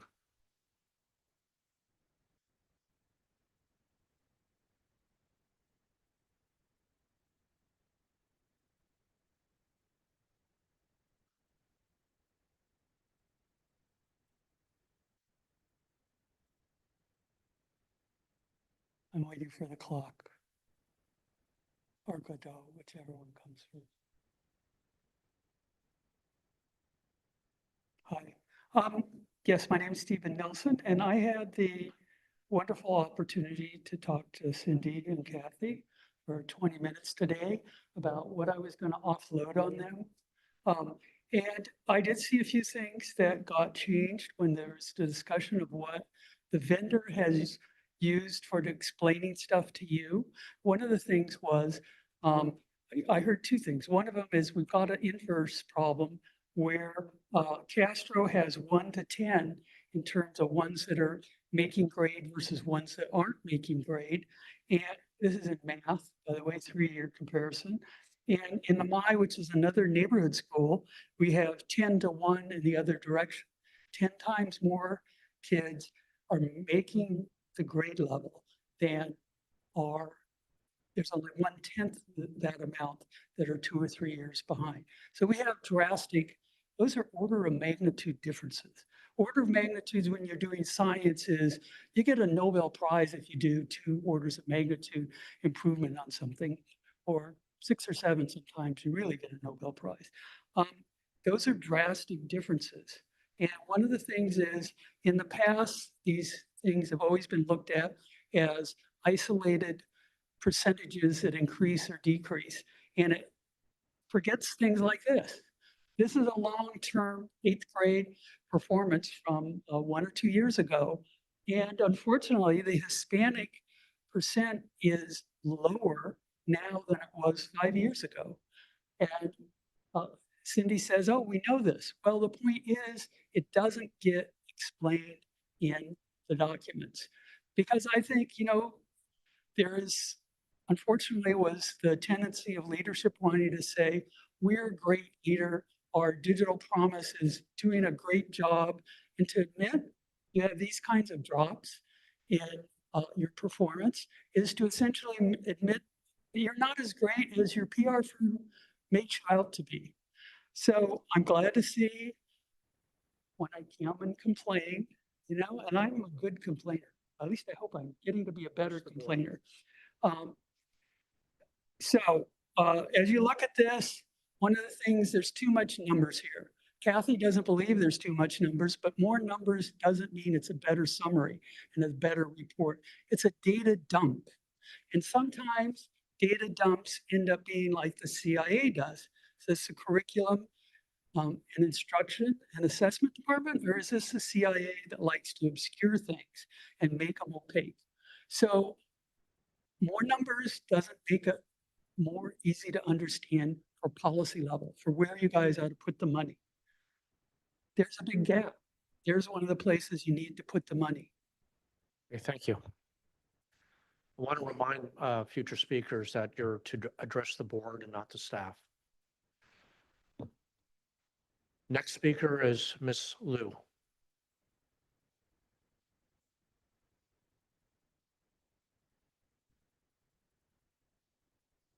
Hi, thank you for the thorough presentation. And also I'm really happy to see that the data are provided along with the percentage. So that was a really nice change to be able to see the data and reference it to like the number of students. So thank you for all those improvements on this report. I just have, and also I'm really glad that there's an RFP out for like new testing, because I noticed over the years, Mount View Wishman has spent too much time on testing our kids, like just too much time, and that takes away from the instructional time, like you mentioned. So thank you for bringing that up, because two of my kids are in another district, and it's amazing to see how quickly the school jumped into instruction as soon as school started. Like so much more time has been in actually teaching the kids things that they're supposed to be learning, as opposed to just, constant testing. So I mean, like for instance, my son is in 7th grade, and he came in he only did like testing, and that was done before school started for his testing to see where he is, where he would land on the math, and that's it. And for my little ones, I think since school started, they have done a massive like 30-minute testing, and it's like 8 of those minutes, actually like 5 to 8 of those minutes are like teachers sitting down and oral, like she's in 2nd grade, teachers sitting down and orally testing them, like having them reading like strange words, or just to see where they are. And then the little bit of the other one is like they use M class for testing, but that's it. Like I haven't seen any like more testing on the kid, and the problem I noticed when you do focus a lot on testing is then you end up having the teacher teach to the test as opposed to teaching to where the kids should be learning. So I just hope I'm seeing the change, and I applaud it. I just hope that we spend less time on teaching on testing and more time on actually teaching the kids of things that they need to learn. So Okay, thank you, Ms. Liu. Do I have any discussion, comments from the board?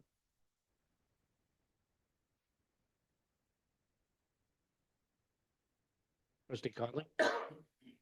Sure. Trustees didn't seem to be fighting to start. There's a lot of data here. It's the beginning of the year. And what I'm most interested in, like we can see the gaps. We know where the problems are, right? That's what our data, it's been pretty clear for years. We're not making the progress that we were making in closing those gaps before COVID. And where the rubber really meets the road for me is going to be in the school plans that are coming up. So I feel like this is like the aperitif for the school plans. It's giving us what is going to be the basis for how schools are planning to implement programming in their school site budgets this year. And trustees are going to be speaking with principals about the school site plans coming up in October before they're adopted. But I think the things that I'm really looking for, especially as we go through this strategic planning process, are how are we best supporting classroom instruction? That tier 1 intervention is where we're going to get the most bang for our buck for every child. And I think one of the challenges is continuously, like it's the dry grind, the nuts and bolts of teaching and coaching, continuously focusing on that high quality instruction is actually the most effective thing we could do. So I was speaking with Superintendent Bear about, what are the different programs we have and how do we choose which ones are best? And I actually think what it comes down to, sometimes we can have multiple science-backed programs, multiple research-backed programs that should be making progress. But what really matters is how we're implementing them. And I think, with something like the early intervention program, we can look at the DIBELS and we have this concrete assessment for how those students are doing. I'd love to see, an update on how those students specifically did on the iReady assessment. We usually get a separate presentation about that, right? It would be too much to kind of do here, but it's been, in the past, it's shown very concrete progress for students. But I also think there's a little bit of magical thinking, this idea that we can, in a world where we have so many different programs or so many different approaches and so many different people implementing those things, that we can easily tell from the data which programs are the most effective and which aren't. And, I'm glad we're going to review that, and I'm glad we're going to bring in some outside support to do it. But unless you're doing, statistical regression analysis and finding causation, it is actually very challenging to have those straightforward decisions within one school district. You can do it in broader educational studies.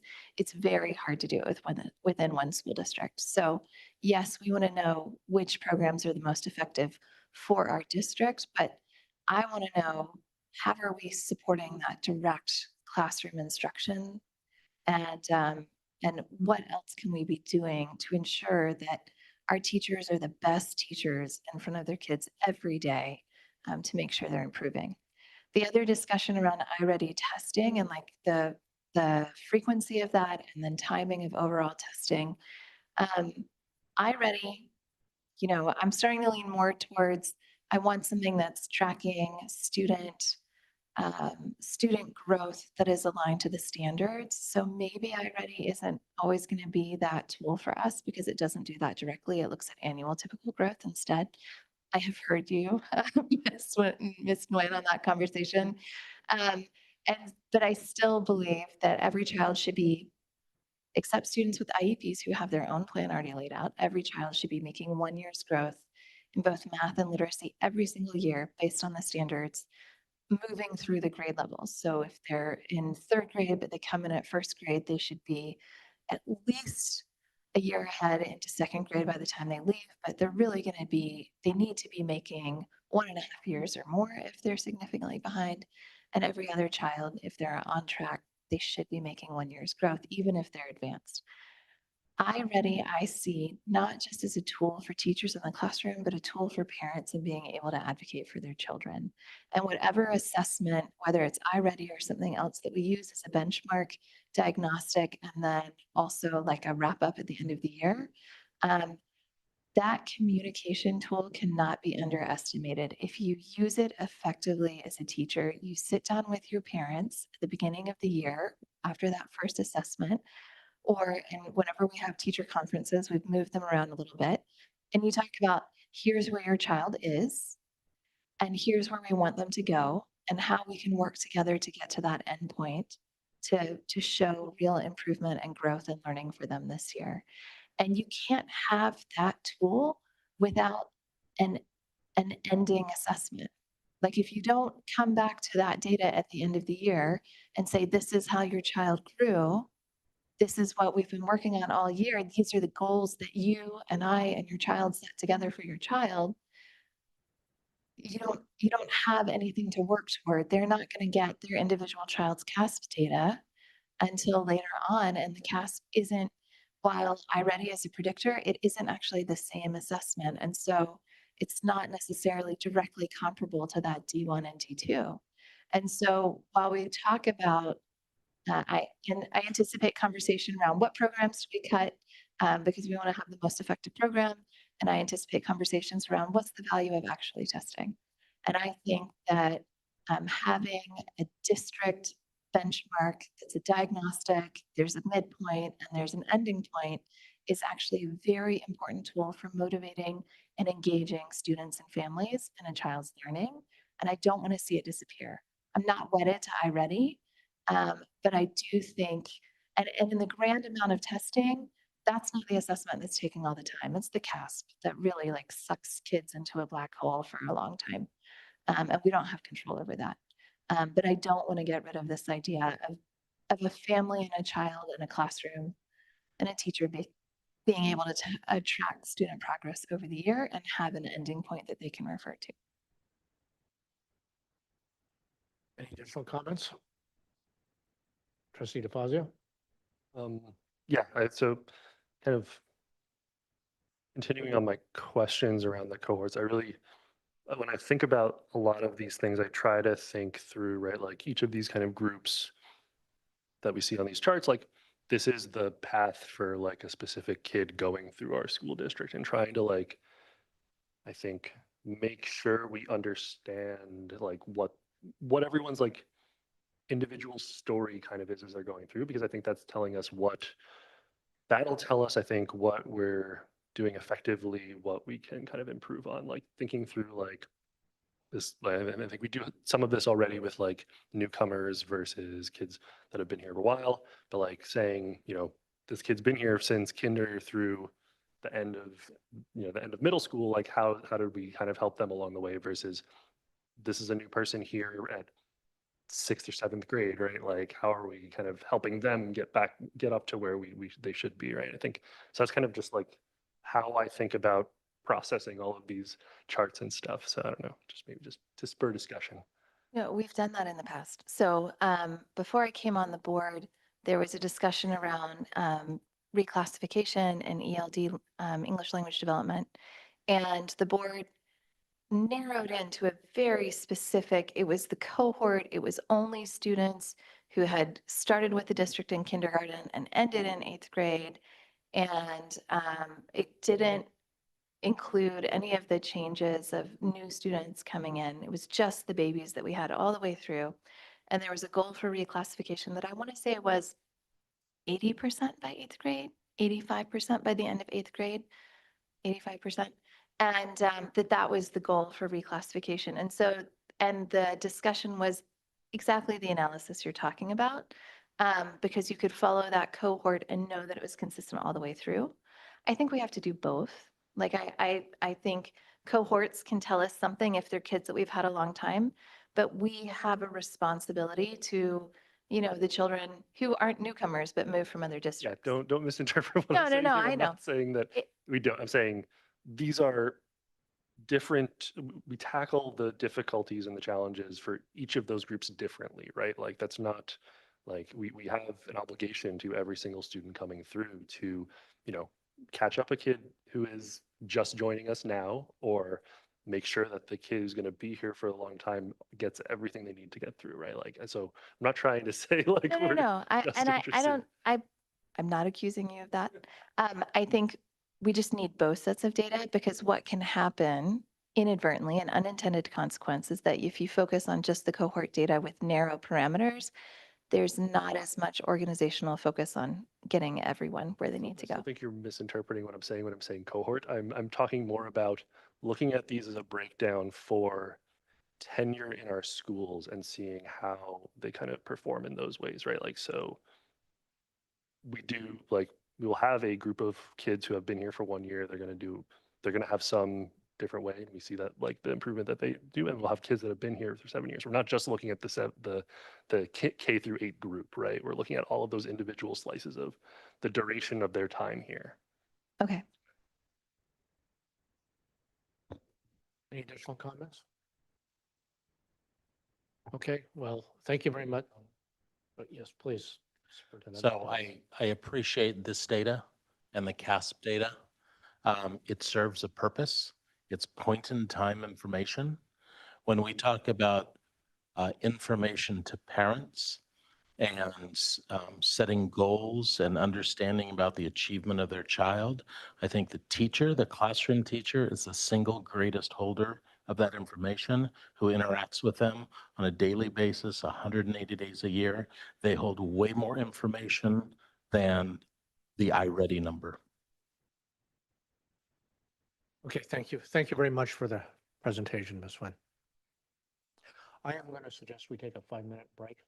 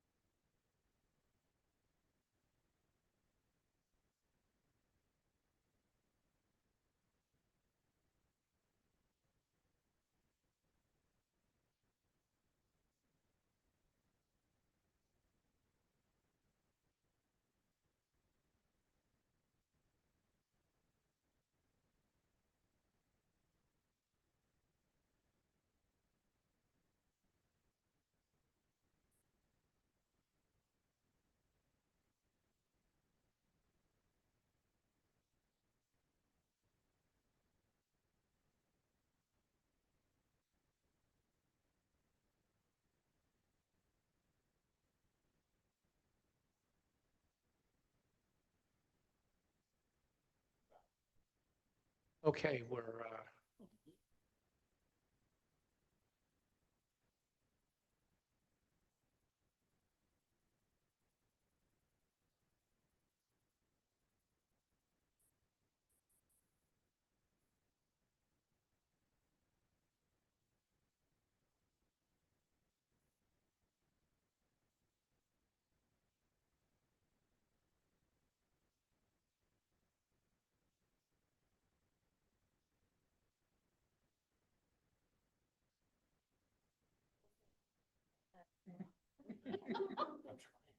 I mean, maybe technology.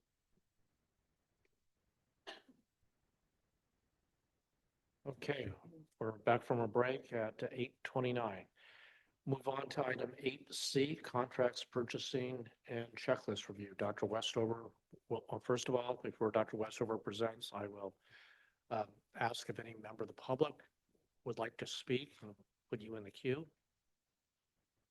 And I would like to, anyone who would like to speak in the item online, please raise your hand so I can add you to the queue. I do not see anyone wishing, members of the public wishing to speak on this item, so we'll move on to Dr. Westover.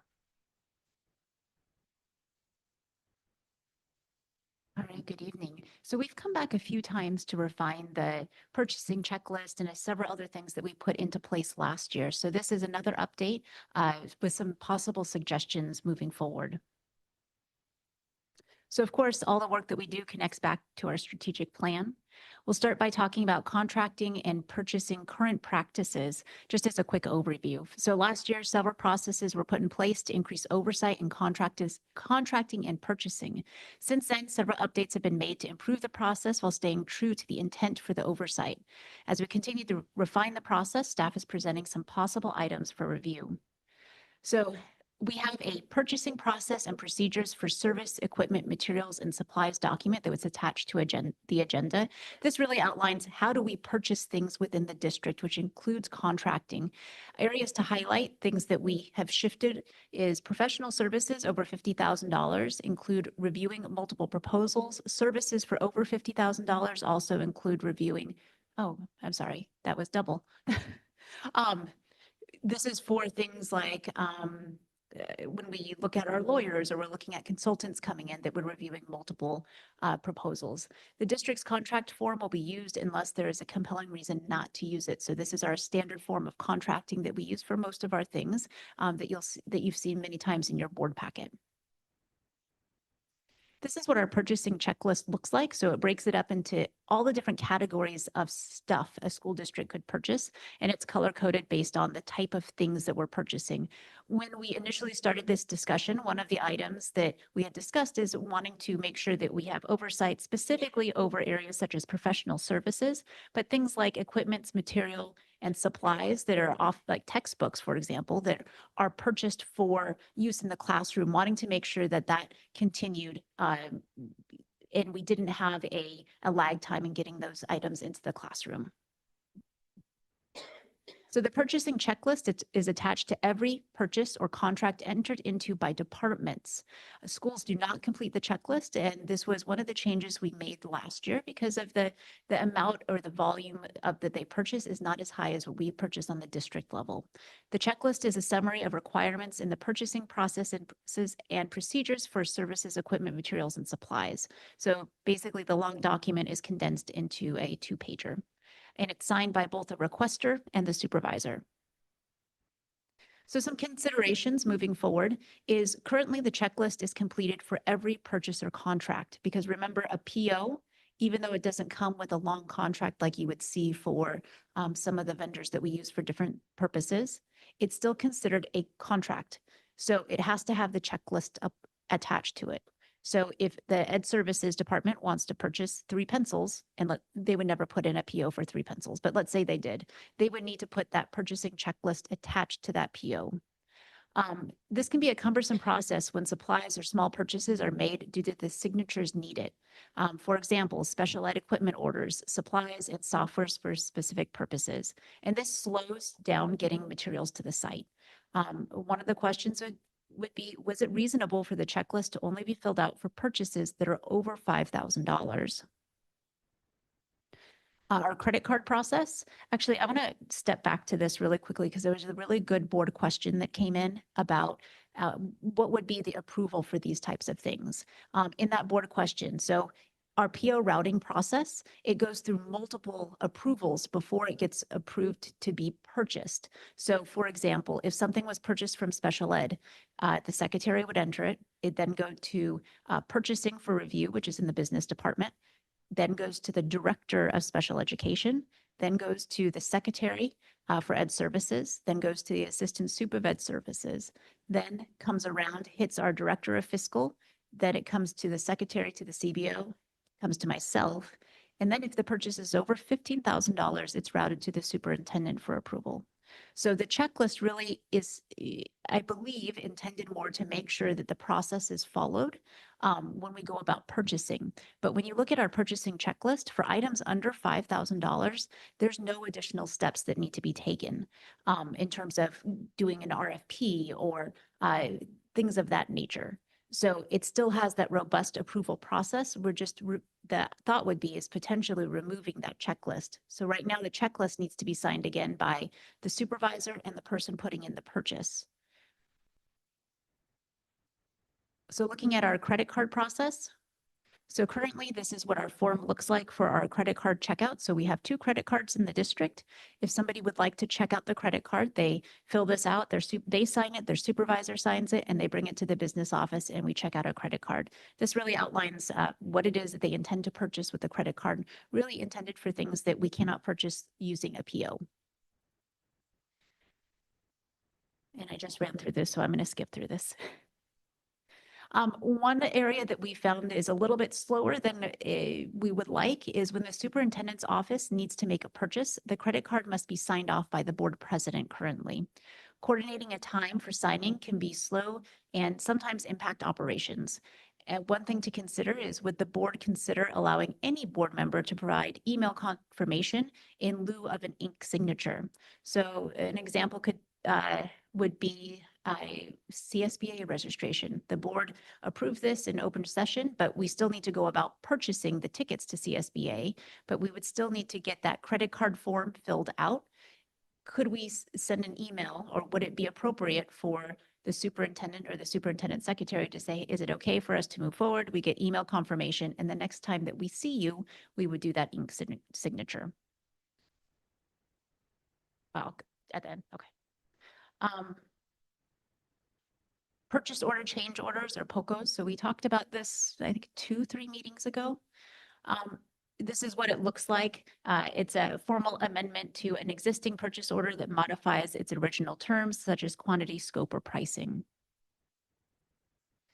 At the end of last year, staff were hesitant to reduce their POs to reflect where they would end at the end of the year due to a misperception that there were errors or poor planning. So they would worry that if they reduced their PO, because we're always trying to make adjustments as we go. So we would hope that near the end of the year, people reduce it and say, I'm not going to spend that total amount. But individuals were worried about reducing their PO and then having to come back to the board for a POCO because they would then need to justify why are they increasing it, which there are very legitimate reasons for why we increase.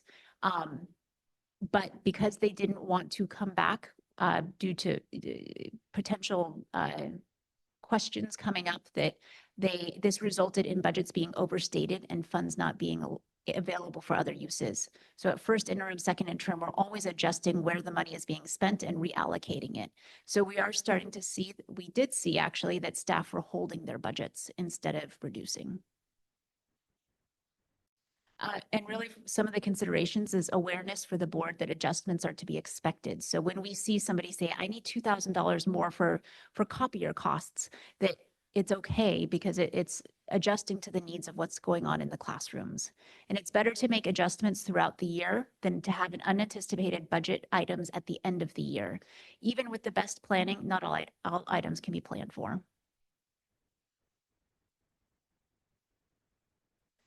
So our next steps, would it be reasonable for the checklist to only be filled out for purchases over 5,000? Would the board support the staff in working with the budget advisory committee on refining the suggestions as presented above?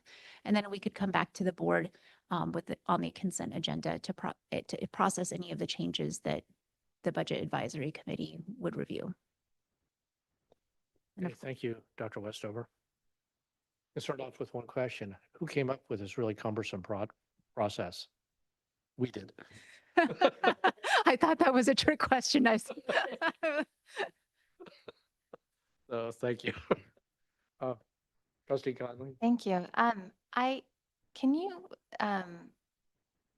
remind me when the board president started signing off on individual credit card purchases? So as soon as we switched over to taking back all the credit cards is when we switched over. Was there board discussion about that?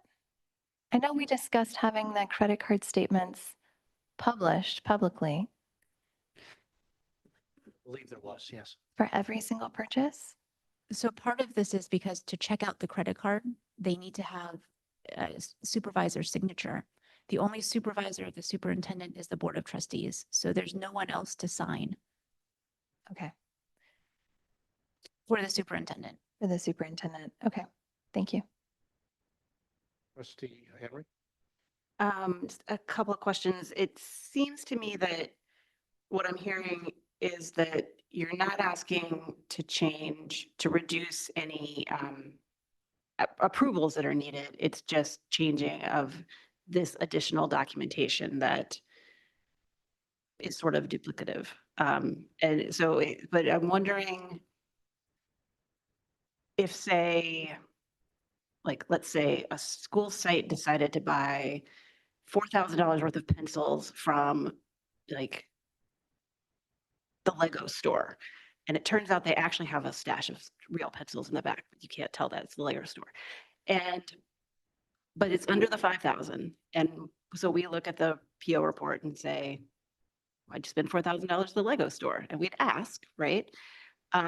Would you have if you don't have the checklist, do you have an easily, all of the, or I'm guessing that all of these approvals that just that purchase would have normally gone through are documented in your purchasing system.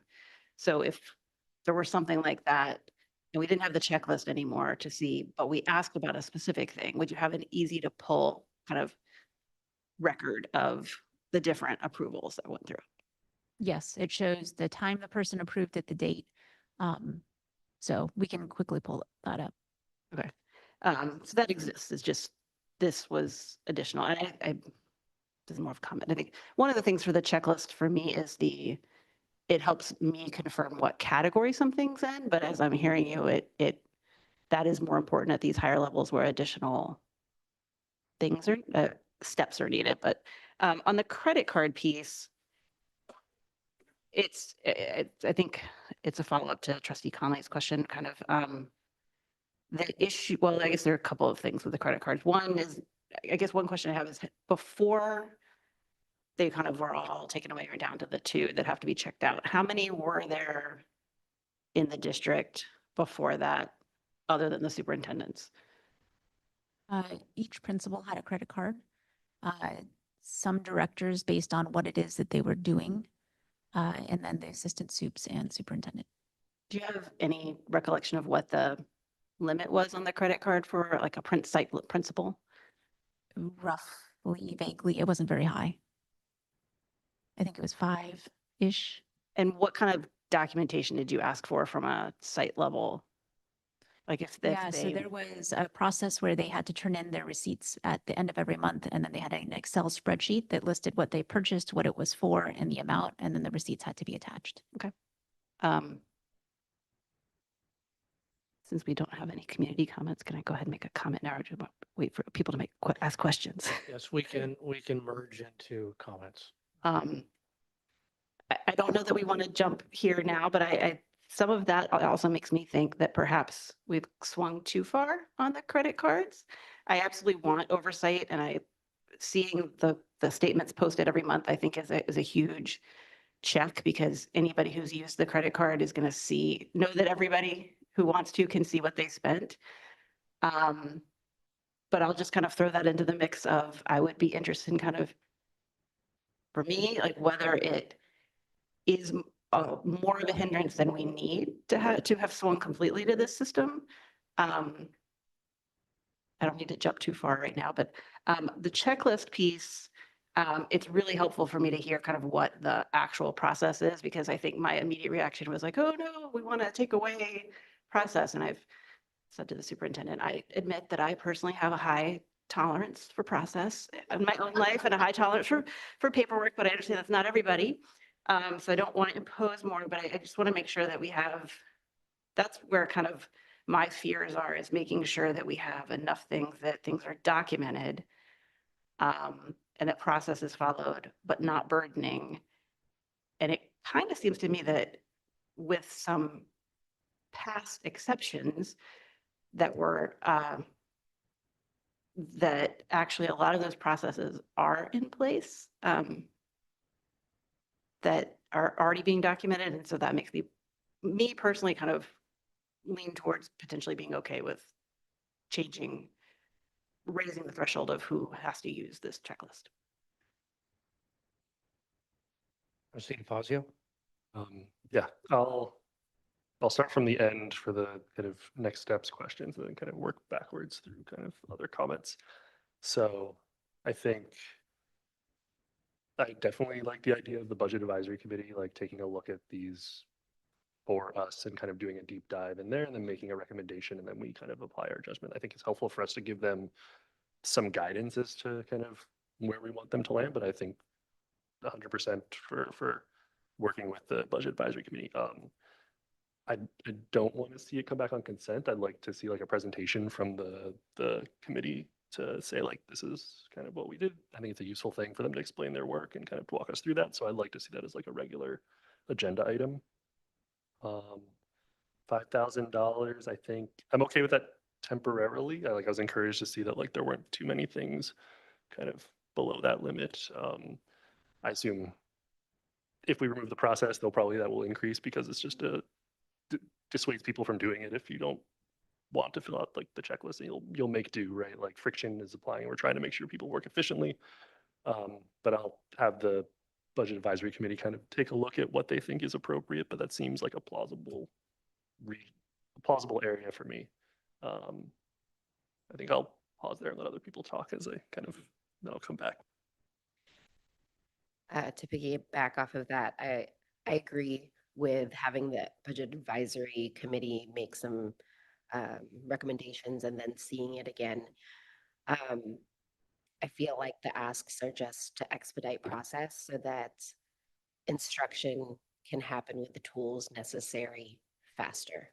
And that's always what we want. We want that type of site support to where if a special ed classroom needs certain tools for a student to be able to access content faster or sooner, then we want that process to be as quick as possible so that they can get their items without all of the process and steps and filtering through people. Oh, wait, we got to go backwards because somebody didn't sign, or somebody's gone today and we got to get them tomorrow.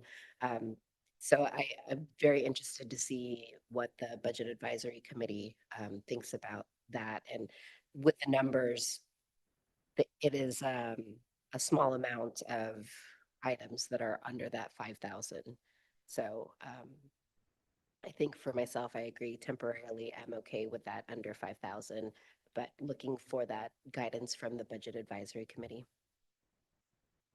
Yeah, I would also, I think the budget advisory committee would do an excellent job of this. This is a well-defined task that they could really embrace. I would also, in doing that, I would encourage it be set up so that they could, the members of the task advisory committee could actually speak with the staff members, speak with principals, speak with board members to understand what it's like, what needs to be done, so they can make really informed, I think, recommendations to the board.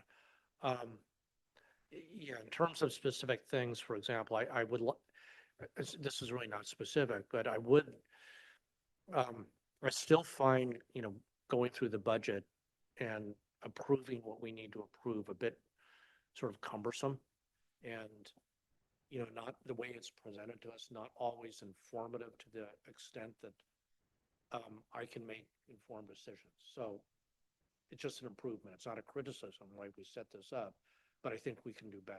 And so at all different levels. So this is great. This is being brought to the board, and yeah, having the Budget Advisory Committee also means that the staff doesn't have to spend time doing it. It can do other things. Trustee Conley. Did we take public comment? Well, I asked for it earlier. Oh, and there was none. I'm asking for it. I don't know why. I feel like Well, I'm changing it. I'm asking it before the presentation. So Oh, we- I see. Okay. I was waiting. I like asked my question. I was waiting for public comment and then I was gonna, okay. I mean, why have a budget advisory committee and not give them this work? This is perfectly aligned with what they're there to do. And I'm comfortable waiting for their input on this before making a decision either way. But, I cede to whatever the board majority is on temporary versus not. And yeah, I think that is absolutely the appropriate place for recommendation to come from. Trustee DeFazio? Okay, now my second round of other things that I had in mind. So for credit cards, I am not super comfortable with any board member kind of emailing it. I think it's useful to have that delegated to a specific role or person. I can overthink it and we can have an on-call rotation or a random assignment, but I think it's probably easier to just have, instead of the president signing it, the president just responds to the email. I think that's plausible to me. I would like to send that to the Budget Advisory Committee as well. I mean, I think it's useful probably for them to also hear from us, like kind of what we would like to see coming. So I think I'll express that and they can take it into account. Because ultimately we'll still be approving the recommendation or not. I think the other thing that I would like the Budget Advisory Committee to take a look at specifically would be, right, so we adjust the threshold for the checklist where below some value, they're kind of not going to have to sign that. How can we kind of just keep an eye on whether that kind of grows just in our kind of oversight and keeping an eye on things? How can we as the board say like, okay, suddenly that spiked up and people were doing a lot more, and I'm more thinking of just broad future, not anyone today or anything like that, but just how do we stay on top of it, right? Like, so that over time, these things don't degrade in that way. And then, did I have anything else?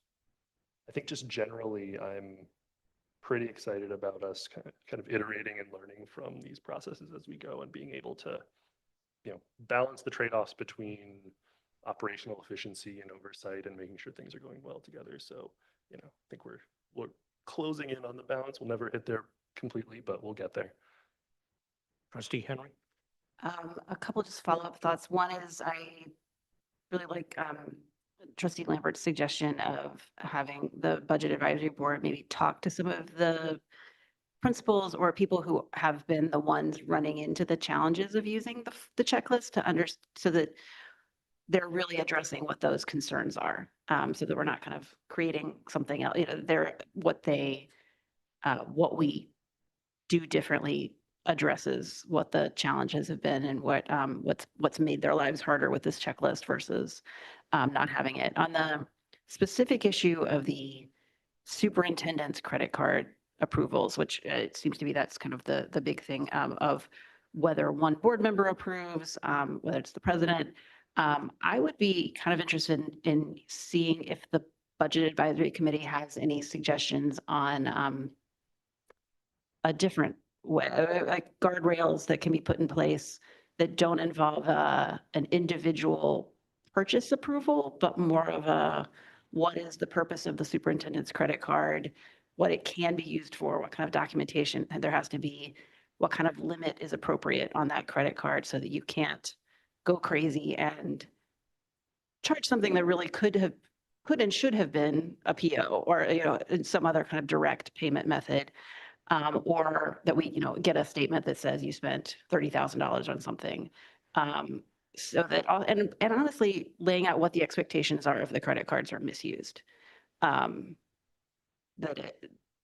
so that is, then I think that's where I think the Budget Advisory Committee having, like we as a board have different backgrounds of where we've worked and what our policies have been, but we also have that additional pool of people with that additional knowledge of what policies, we heard that when they were developing the travel policy, that they pulled from their own experience of what the policy is at their company or in the different companies where they've been in charge of finance.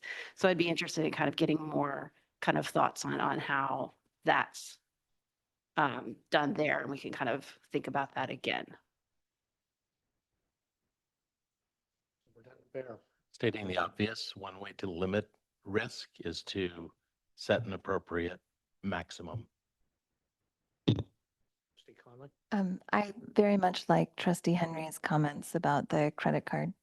And the most important change that we made, in my opinion, regarding the credit card was having the public disclosure of the credit card statements on a regular basis. But maybe the process is kind of refining the limits and the usage and how that's managed. And then rather than, I do worry about still having approval rest in an individual, even the board president, but maybe it's a monthly approval of the credit card payment by the board based on the credit card statement.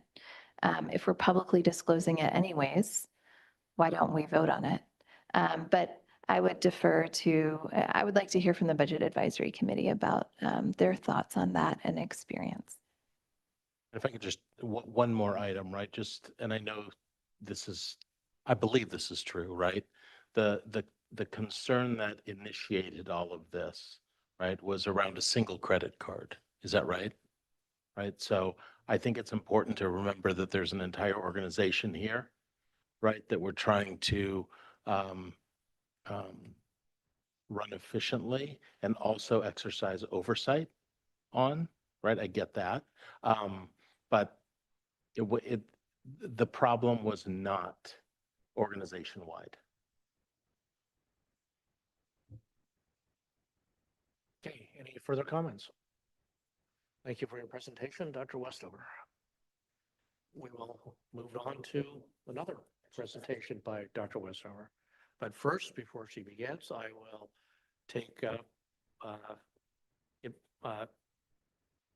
get public comments in the queue. Is there anyone in person who would like to speak on this item? I do have one card. Anyone online who would like to speak on this item, and I'll put you in the queue. I see one person in the queue, Mountain View Westman School District parent. Be able to comment after the presentation and the board questions. Okay, Dr. Westover, you may begin. All right, so this evening is a special presentation on what AV growth is and a little bit on budget information. And I know that over the next coming board meetings, we'll have several presentations that will talk about different aspects of the budget to try to help the board and the public understand more about how our budget process works and where our income is coming from and kind of next steps for the rest of this year. So again, our work always connects back to our strategic plan. And we're going to start with what is assessed value. I know many of the board members know, but just in case, assessed value is the taxable value the county assessor assigns to a property. It's not necessarily the market price, because if somebody owns a home for a long period of time, they're not paying the property taxes based on the current value. They're paying on it. We'll talk about how that was set. So under Prop 13, AV generally increases 2% per year until there's a change in ownership or new construction, which triggers the reassessment to the current market value. In strange times, things can drop below 2%, normally because the CPI is low, but typically we count on 2% per year at minimum. That's if no properties change hands. AV includes both the secure, meaning land and buildings, and the unsecure role, business equipment, aircraft, and some utilities. We track the secure role since the unsecure role is a smaller amount. So tonight we'll just be talking about the secure role. So our district's local property taxes derived from AV exceed the LCFF entitlement. So AV growth directly drives our operating revenue or excess tax. Which makes this different is because we don't get additional funding for more students or less funding for fewer students. Our revenue is based on the property taxes that come in from Mountain View. And this is what makes us community funded or basic aid. Our funding does not change based on the students we have. The faster the AV growth, the stronger local revenue that we have. Flat or declining AV is the reduced revenue growth. When we do our multi-year projections, we need a large reserve level in comparison to LCFF districts to weather and adjust to changes in AV. Because we have to have that bigger cushion, so when our AV adjusts, that we have the opportunity to make changes. Because an LCFF district is based solely again on those students, so it kind of evens out changes because it's based solely on the number of students that are within the district. So key takeaways, AV growth is the main revenue source for our unrestricted revenue. Revenue stability depends on broad, steady AV growth, and we have to have prudent budgeting, conservative AV assumptions, a reserve buffer, and early warning on large appeals or market shifts. This is where we currently are. So we ended the 24-25 year with a 39.18 reserve level, which is a good position to be in, but we are going to need to make changes moving forward. So Prop 13 caps the general property tax at 1% of assessed value. The assessed value was based on 1975 base or purchase price, plus the 2% annual inflation reassessed at market value, only with change of ownership or new construction. So we typically see a minimum of 2% increase. So now going on to our next, this is generally how property tax is distributed across Santa Clara County. You'll notice K-12 schools get approximately 44%. Now moving on to Prop 8, which is impacting us now. If the current market value falls below the Prop 13 factored base year value, owners can file for a reassessment of the property value.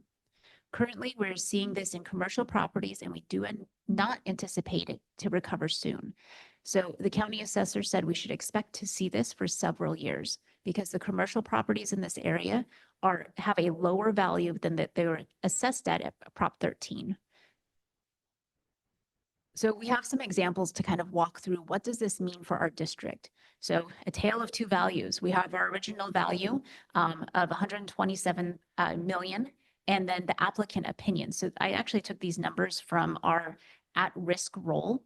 So there's an applicant that has a really highly valued property, but they're saying that it's worth significantly less. So they put an appeal into the county assessor's office. The county assessor then looks at that appeal. These are complex processes that they go through. It's not just the value of the property, but also the income that the business is taking in, what they could rent the property for. They're looking at multiple different factors. Sometimes these appeals are quick, but sometimes they can last several years. And this is quickly, if you're interested in looking at the math, how this actually impacts us. So when they do a reassessment, we end up getting less value for that property because it is now lower in actual value when they did that appeal. How does this impact us long-term? So AV growth is compounding because every year we'll watch the roll assessment grow and it'll say you're getting 2% based on last year, you're getting 2% more. And then every month we get an update. Oh, you're going to get 3, 5, 6. So for the past 6 years, we've seen an average of 8.79% AV growth, and that's very strong. But we are now seeing that AV growth is substantial. I mean, it's anemic, not as high as it has been. So how does this impact us year over year? So this is an example using simple numbers, our base year at 100 million. So 3 years of 8.79% AV growth. So the next year we get 108. After that, it compounds to gives us 118 to 128.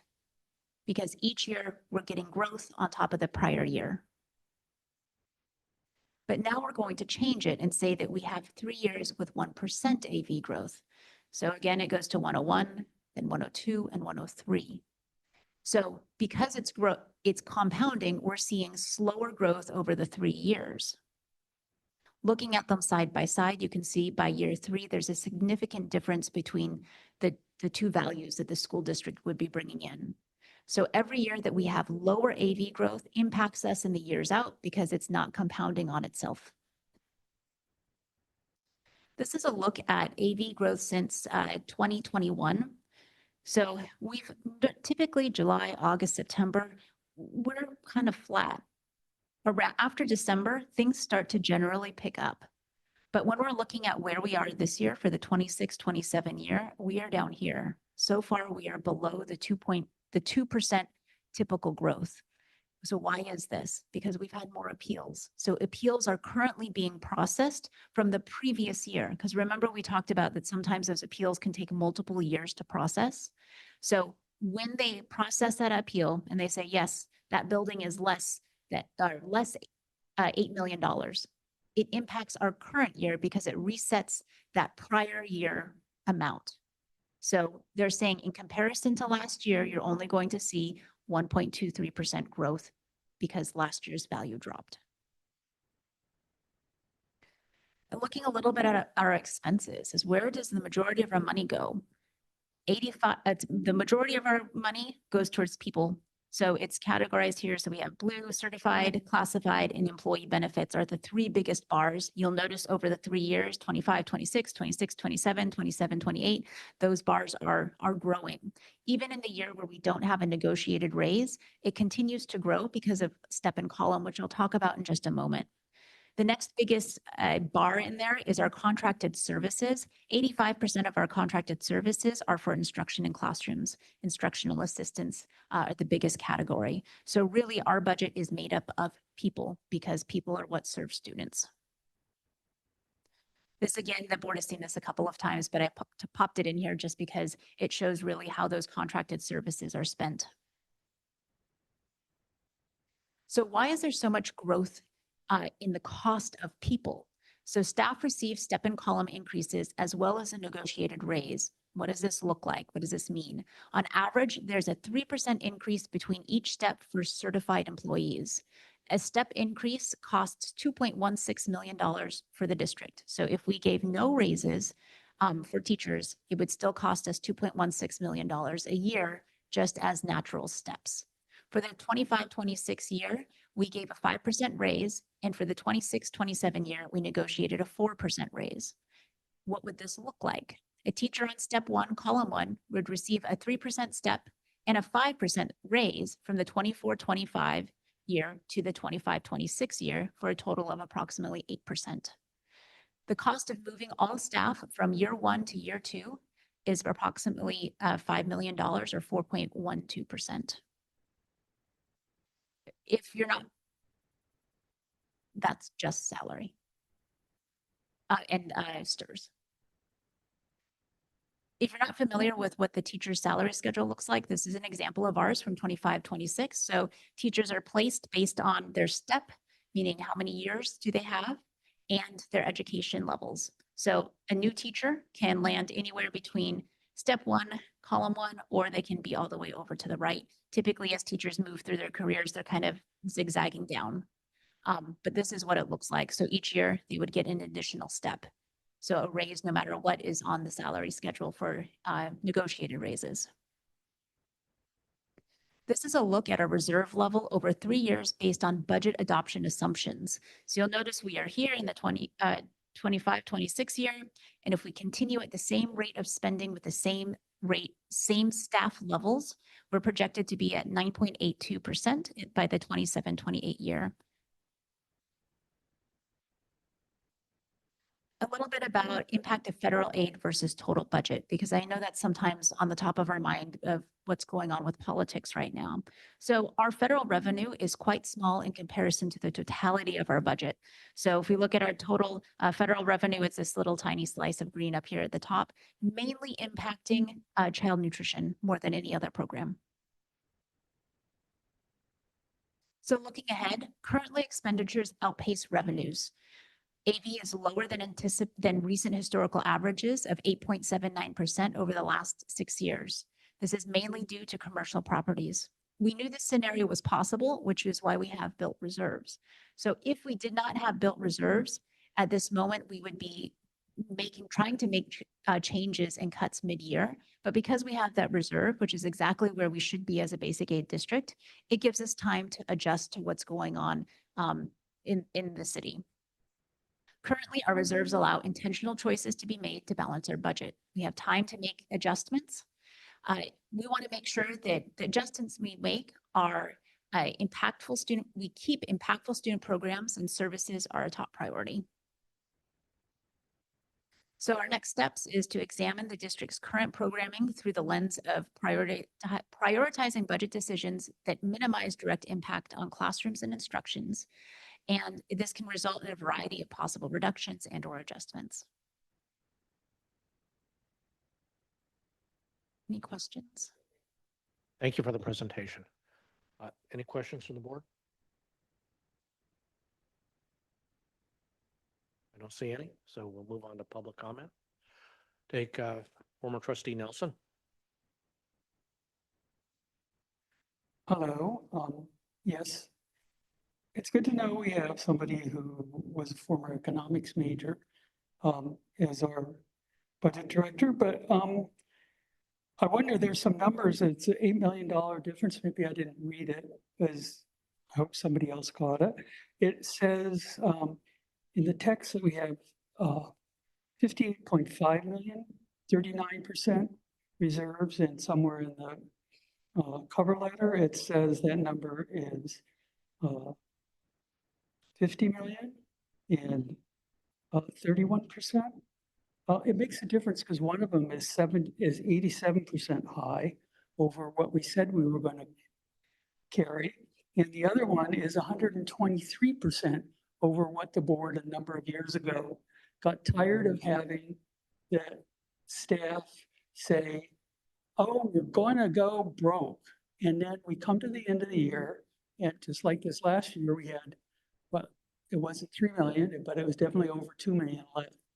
When you see those numbers, when you see those results saying, oh, we didn't spend all the money that we could for reducing how many chronic absences we have, we just left those positions unfilled. That's part of where that extra money shows up, and that's where the part of extra reserves come in. I would really like to see the graphs in the paper that shows that the change in AV is much more drastic than when the state budget has a big drop. When there's a recession, the state budget hits a big break because people like Conley and I, who have a lot of money invested in equities, don't get nearly as many dividends, and we don't pay nearly as much state income tax. So I'd like to see that when you have someplace versus Cupertino, who's gotten really hit, not because they're a basic aid district, but because they're a state funded district. So anytime the state revenue takes a hit, Cupertino takes a hit. Anytime there's a student who doesn't come in to Cupertino's classroom and sit down, Cupertino takes a hit. We're insulated from that. So one of the things to think about is when you hear this presentation that I've heard for a decade now, you go back and you still look, even if we set 17%, it somehow balloons up to 80% or 123% over the limit that is in our public policy. Why is the finance office not able to keep with the public policy that has been set by the board? Why did Rudolph spend money on he was going to go to Norway and get an international reputation, and we didn't have enough money to spend on some of the people. Oops, I'm out of time. Thank you, Mr. Nelson. Next speaker is Mountain View Wisman School District parent. Hi, thank you. I think there's been some confusion about public comment at this meeting, so I just hope that it is recognized that there were 2 people that wanted to comment on the last topic, but were not allowed because of a sudden change in the way that it's being done. So in short, to answer Conley's question, we absolutely had discussion about a credit card process. And that came up even when the civil grand jury in 2009 in Mountain View Wisman School District agreed that both the president and CFO would review the credit card expenses. And to answer Trustee Henry's question, I believe that it was revealed that more than 20 credit cards were in circulation. Wrong item to speak on. Are you going to speak on this item? Yes, because I think that it all plays into the budget that we are having to scrutinize based on this AV. And so, I understand we're wanting to streamline our budget and streamline procedures. I just want to make sure that we do it following this established procedures we've already set. So in the past, we had a board president who was not aware that she was supposed to be reviewing credit card statements. And I absolutely agree that an email approval. Okay, no other public comments. I'll bring it back to the board for discussion. Any discussion item, any comments? Trustee DeFazio. Yeah, it's just on next steps. I think in the presentation, and staff's going to be examining the current programming through prioritization. I think that's going to probably then come to us as some form of study session, I feel like, for how we want to prioritize and kind of do that. And I just get the sense of the rest of the board on how we want to approach that. In my experience, it's been it's a multi-step. It's not just one study session. It's an ongoing kind of building discussion. And I've seen boards do it different ways, but I've seen kind of tying it to a strategic plan, tying it to the board setting priorities, and then the administration bringing recommendations about what aligns with those priorities. So Superintendent Bear, I think you have plenty of experience with this. Yeah, so what we're looking at is, as you know, we are going to engage with a consultant to do some evaluation of program and understand where the most effective practices are taking place. That's a very simplified version. And that's going to take a number of months. While that's going on, we think it would be prudent for information to be brought to the board around just where our money is being spent, right? I know we know because there's a budget approval process that happens every May/June, but breaking it down into categories of program as best we can, just to understand where those dollars are without making any value judgment on them, but just understanding dollars, right? To kind of build a list and to, as I said, build understanding, not just for the board, but I think the public as well. And then as the results from that study come, we'll bring that to the board, right? Having had the background knowledge already. And let the board hear that information. And then we'll start that process of kind of identifying programs that we have are most mission critical, and making some decisions through what I would say is probably January and early February. Thank you. Trustee Henry? Yes, I was just going to say, I think that process is going to be a super important one, doing it in a measured way. I look forward to getting that kind of deeper data on what we're actually spending, where things vary by site level, where things are kind of similar programs that are being could without value, like see if there's similar things that we're paying for in different ways, and so that can, when we get the data about what's working, we can see, do we have 3 versions of this and we really just need one, or just as an example. So that type of information that we can better understand. I like the idea of this process. Trustee Conley? I think this is a necessary process. And it is our duty as a board to do it. I will caution it is a hard process because programs are people. And we know that all of the staff in our school district community are here because they care about our students and they're here to serve our student needs.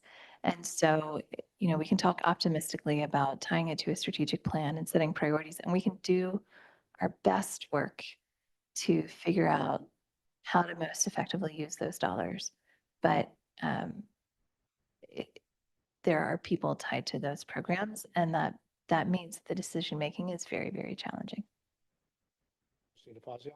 Yeah, I 100% agree. I think it's like really important that we approach this thoughtfully and respectfully of everyone involved, right? I think similar to like the previous item around the POCOs, right? Like we don't want a perception that we're as a board not understanding that like people put lots of work into all these things and really focus and spend a lot of time all in service of the same mission that we have here, right? Of educating kids and trying to get the best outcomes for them. So it's like none of, and I think we're all in agreement that none of these are value judgments on the employees that we have here and the people that work every day to really help all our kids. I agree with that. Taking a look at the data and really trying to figure out where the best bang for the buck is, and going along with Director Nguyen's earlier presentation and really trying to figure out the programs that are making big impacts on our learner outcomes, and trying not to get caught up in what is tradition or culture or people, but really trying to remove that piece and look at what is successful in accelerating our student knowledge growth and socio-emotional growth and just overall experience for them, and trying to prioritize those. Okay, thank you. Any further comments? I could just say one thing, just with regard to some of the discussion. Just having led a community funded district, this is my 13th year now, right? I just want to point out that the big difference we're seeing this year is the information coming from the assessor's office, right, is far different than anything I have heard in my time, right? So the projections of multi-year expectation of reassessment and low AV growth is something we need to be listening to. I know you all know that, but just for the public to hear as well. Well, and I think to tie it, we had a public comment that came in that made a lot of sense to me, which was talking about, and I'm hearing this from other places as well, that, you know, as we see AI, we see changes in our economy. A lot of companies in our area currently have hiring freezes. They don't have headcount available. And as a result, office space is less necessary. And that is why we're seeing such a depreciation in the value of office space. And that's not a problem that's going to get resolved quickly. It is going to be a few years, I think, for this to shake out. And so we do kind of have to batten down the hatches and make sure we're being as effective as we can be with the budget that we have. Okay, thank you. We'll move on to the next item.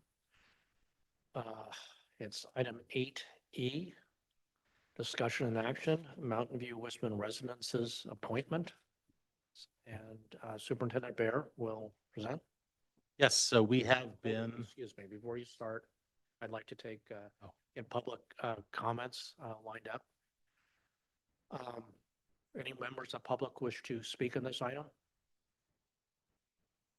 And is there anyone online who would like to speak on this item? Please raise your hand now to get in the queue. I do not see anyone wishing to speak on this item. Okay, Superintendent Bear. All right, thank you. So I also want to acknowledge that Peter Ingram is here, who has been working with us to shepherd this workforce housing project along to where it is now. So thank you for the work Peter's done. One of the things that the board determined would be prudent going forward is establishing a nonprofit corporation to essentially run that property on a day-to-day basis. So with that in mind, part of that process is establishing a board. I know we have approved the bylaws, the initial set of bylaws. I'll just flag for you that those will be coming back to you as we engage with Woodhill De Anza. Those will need some revision. But part of the bylaws really involves establishing that board. You've heard from 4 candidates in the past couple of weeks who have come in to sit and talk with the board. Thanks to Peter for for gathering those candidates to bring before you. And so this time is set aside now. We're looking, I think, for the board to, the bylaws allow 5 to 7 board members. I think it's anticipating Foothill De Anza, um, pardon, but coming on board. I think I would recommend appointing 3 at this point, 3 what we'll call experts or interest area experts, and then we have 1 appointment from the district as well. So those seem like the prudent appointments at this point, and then assuming all goes smoothly with the Foothill De Anza sale, there will be another appointment after that. So I will leave it for you. You heard from the 4 candidates. I'll leave it for you to discuss which 3 plus 1 might be the best appointments. Okay, I think the first step in this process is to make a decision about how many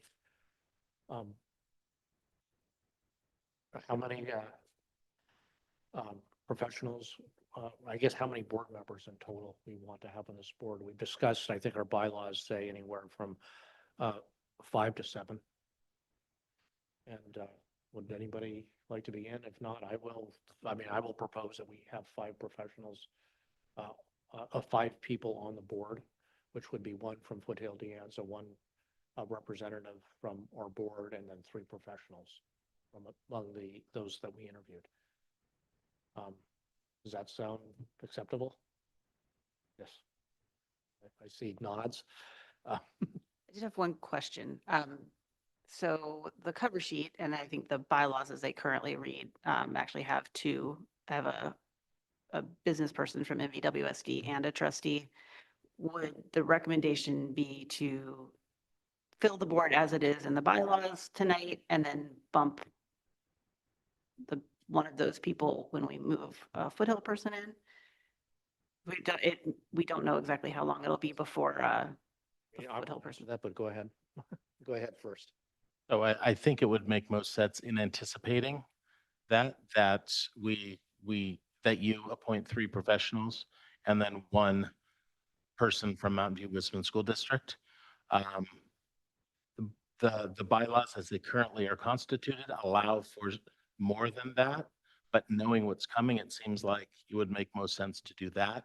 And then in order actually we cannot, as the bylaws stand today, appoint the Foothill De Anza member. At the time we do that, we will need to also change the bylaws and then make that appointment. So that answer your question? Yeah. So I'd suggest we start discuss the candidates that we interviewed.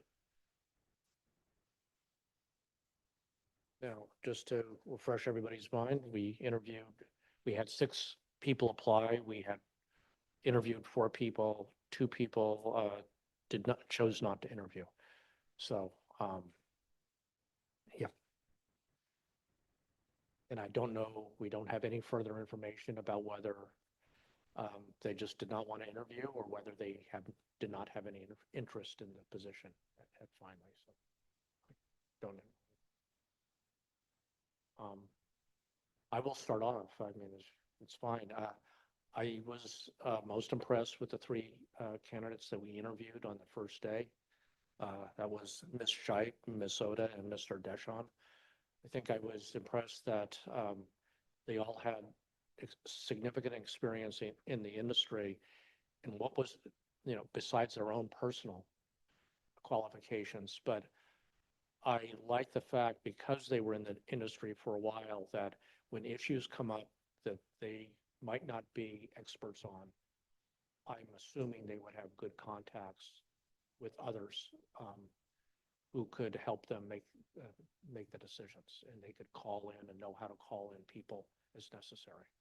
So that meant a lot to me. Trustee Conley? I would like to thank Peter for bringing us a fantastic slate of candidates, and I would like to thank everyone who interviewed and stepped forward. It is not a small lift we're asking, and so being willing to take on that responsibility and really serve our community in this way is quite meaningful and courageous, and I appreciate them. I agree with you, Trustee Lambert, regarding the first three candidates. I think we are spoiled for choice here, which is wonderful. But many of them also had significant experience serving in some sort of advisory capacity before, whether a board or a similar organization. And I found that also something that I highly regard and think will be very useful in this board. Any other comments? Trustee DeFazio? Yeah, so I think, yeah, I really appreciated all the folks coming out to interview because I think it's, doing it in public and putting yourself out there is not easy. And so I really appreciate it. I think, I went through the rubric that we had and kind of all of them were qualified, and I think, but the top three for me were on this were the same folks that you identified, Ms. Scheib, Ms. Ota, and Mr. Deschamps. I think the just generally, like as I went through there's those were the top ones for me, and I really like their experience in the industry was like encouraging, and I think like to your comments, I think they would do a great job of being able to manage things as they come up for the nonprofit housing corporation and make sure that this is functioning well for our staff members. Thanks.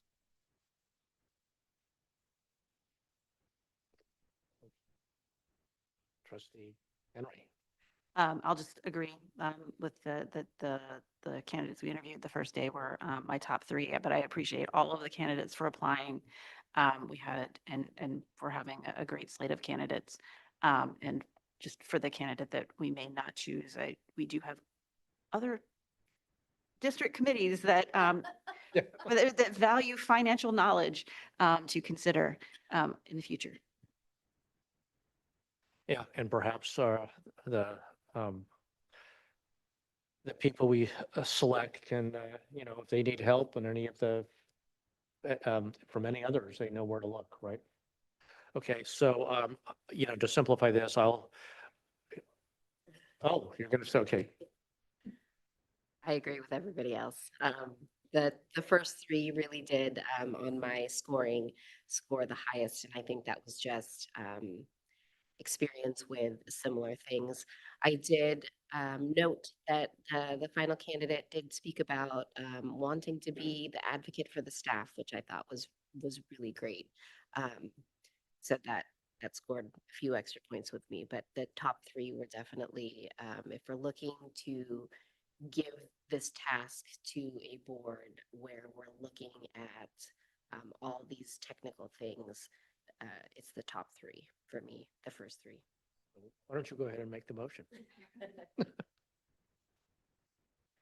I make a motion to appoint the first three candidates that we interviewed. So let me say Ms. Scheib, Ms. Oda, and Mr. Deschamps. Yes. Ms. Scheib, Ms. Oda, and Mr. Deschamps. I second. I'll have a motion by Trustee Reed and a second by Trustee Lambert that Ms. Scheib, Ms. Oda, and Mr. Deschamps are appointed as directors to the Mountain View Wisman Residences Corporation Board of Directors. All in favor, say aye. Aye. Motion passes unanimously. Congratulations. So the next step in the process is to appoint a trustee to represent the school district on this board of directors. And I would suggest we start off with people, who would like to be on the committee. Could I make a nomination? You could do that, or just people who would, yeah. I'm happy to nominate Trustee DeFazio to serve on the nonprofit board. I would be delighted to serve. I think I've already met with folks that served on other of the nonprofit housing corporation boards. So I think I can hit the ground running and set this up for success. So I think that's an excellent nomination. Trustee Conley? I concur. Okay. So I make a motion that the board appoint trustee DeFazio, Vice President DeFazio, to serve on the nonprofit board as the trustee representative. I second the motion. All in favor, say aye. Aye. Yep, motion passes unanimously.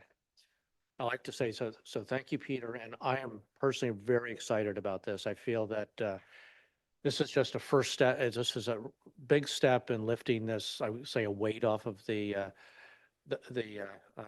district, right? To turn this over to, skilled professionals who I'm very, very confident that are going to manage this extremely well.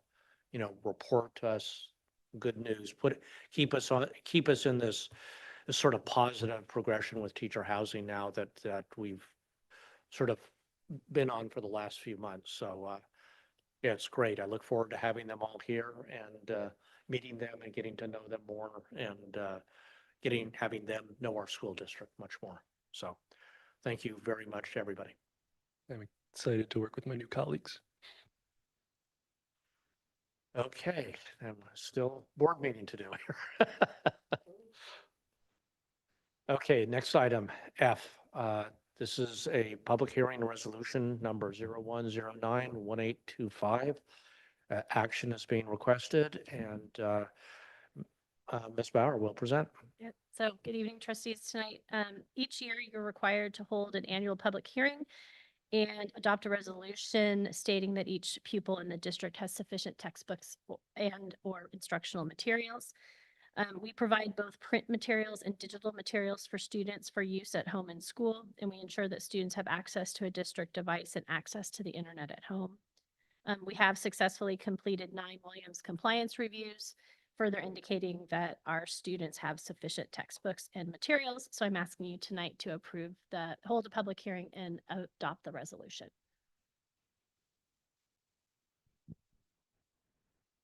Okay, so have to close open session and closing open session and going to a public hearing at 9:35 p.m.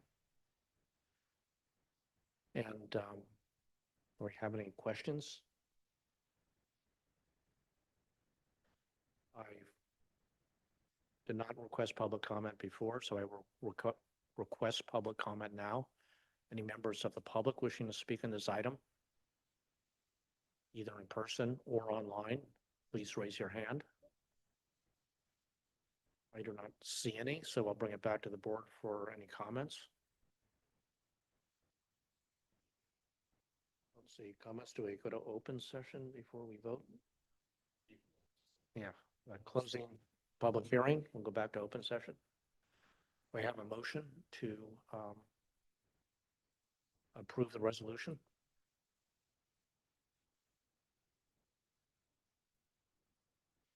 I move to approve resolution number 01-091825, sufficiency of pupil textbooks and instructional materials aligned to the academic content standards and consistent with content and cycles of state frameworks for 2025-2026.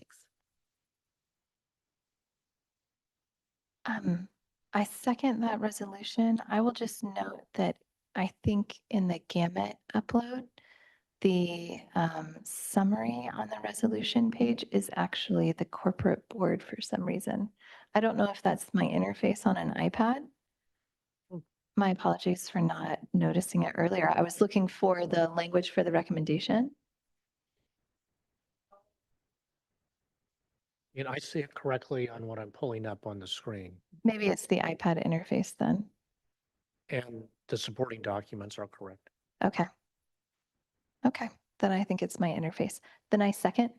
Okay, we have a motion by trustee Reed and a second by trustee Conley that the board approve resolution number 01091825.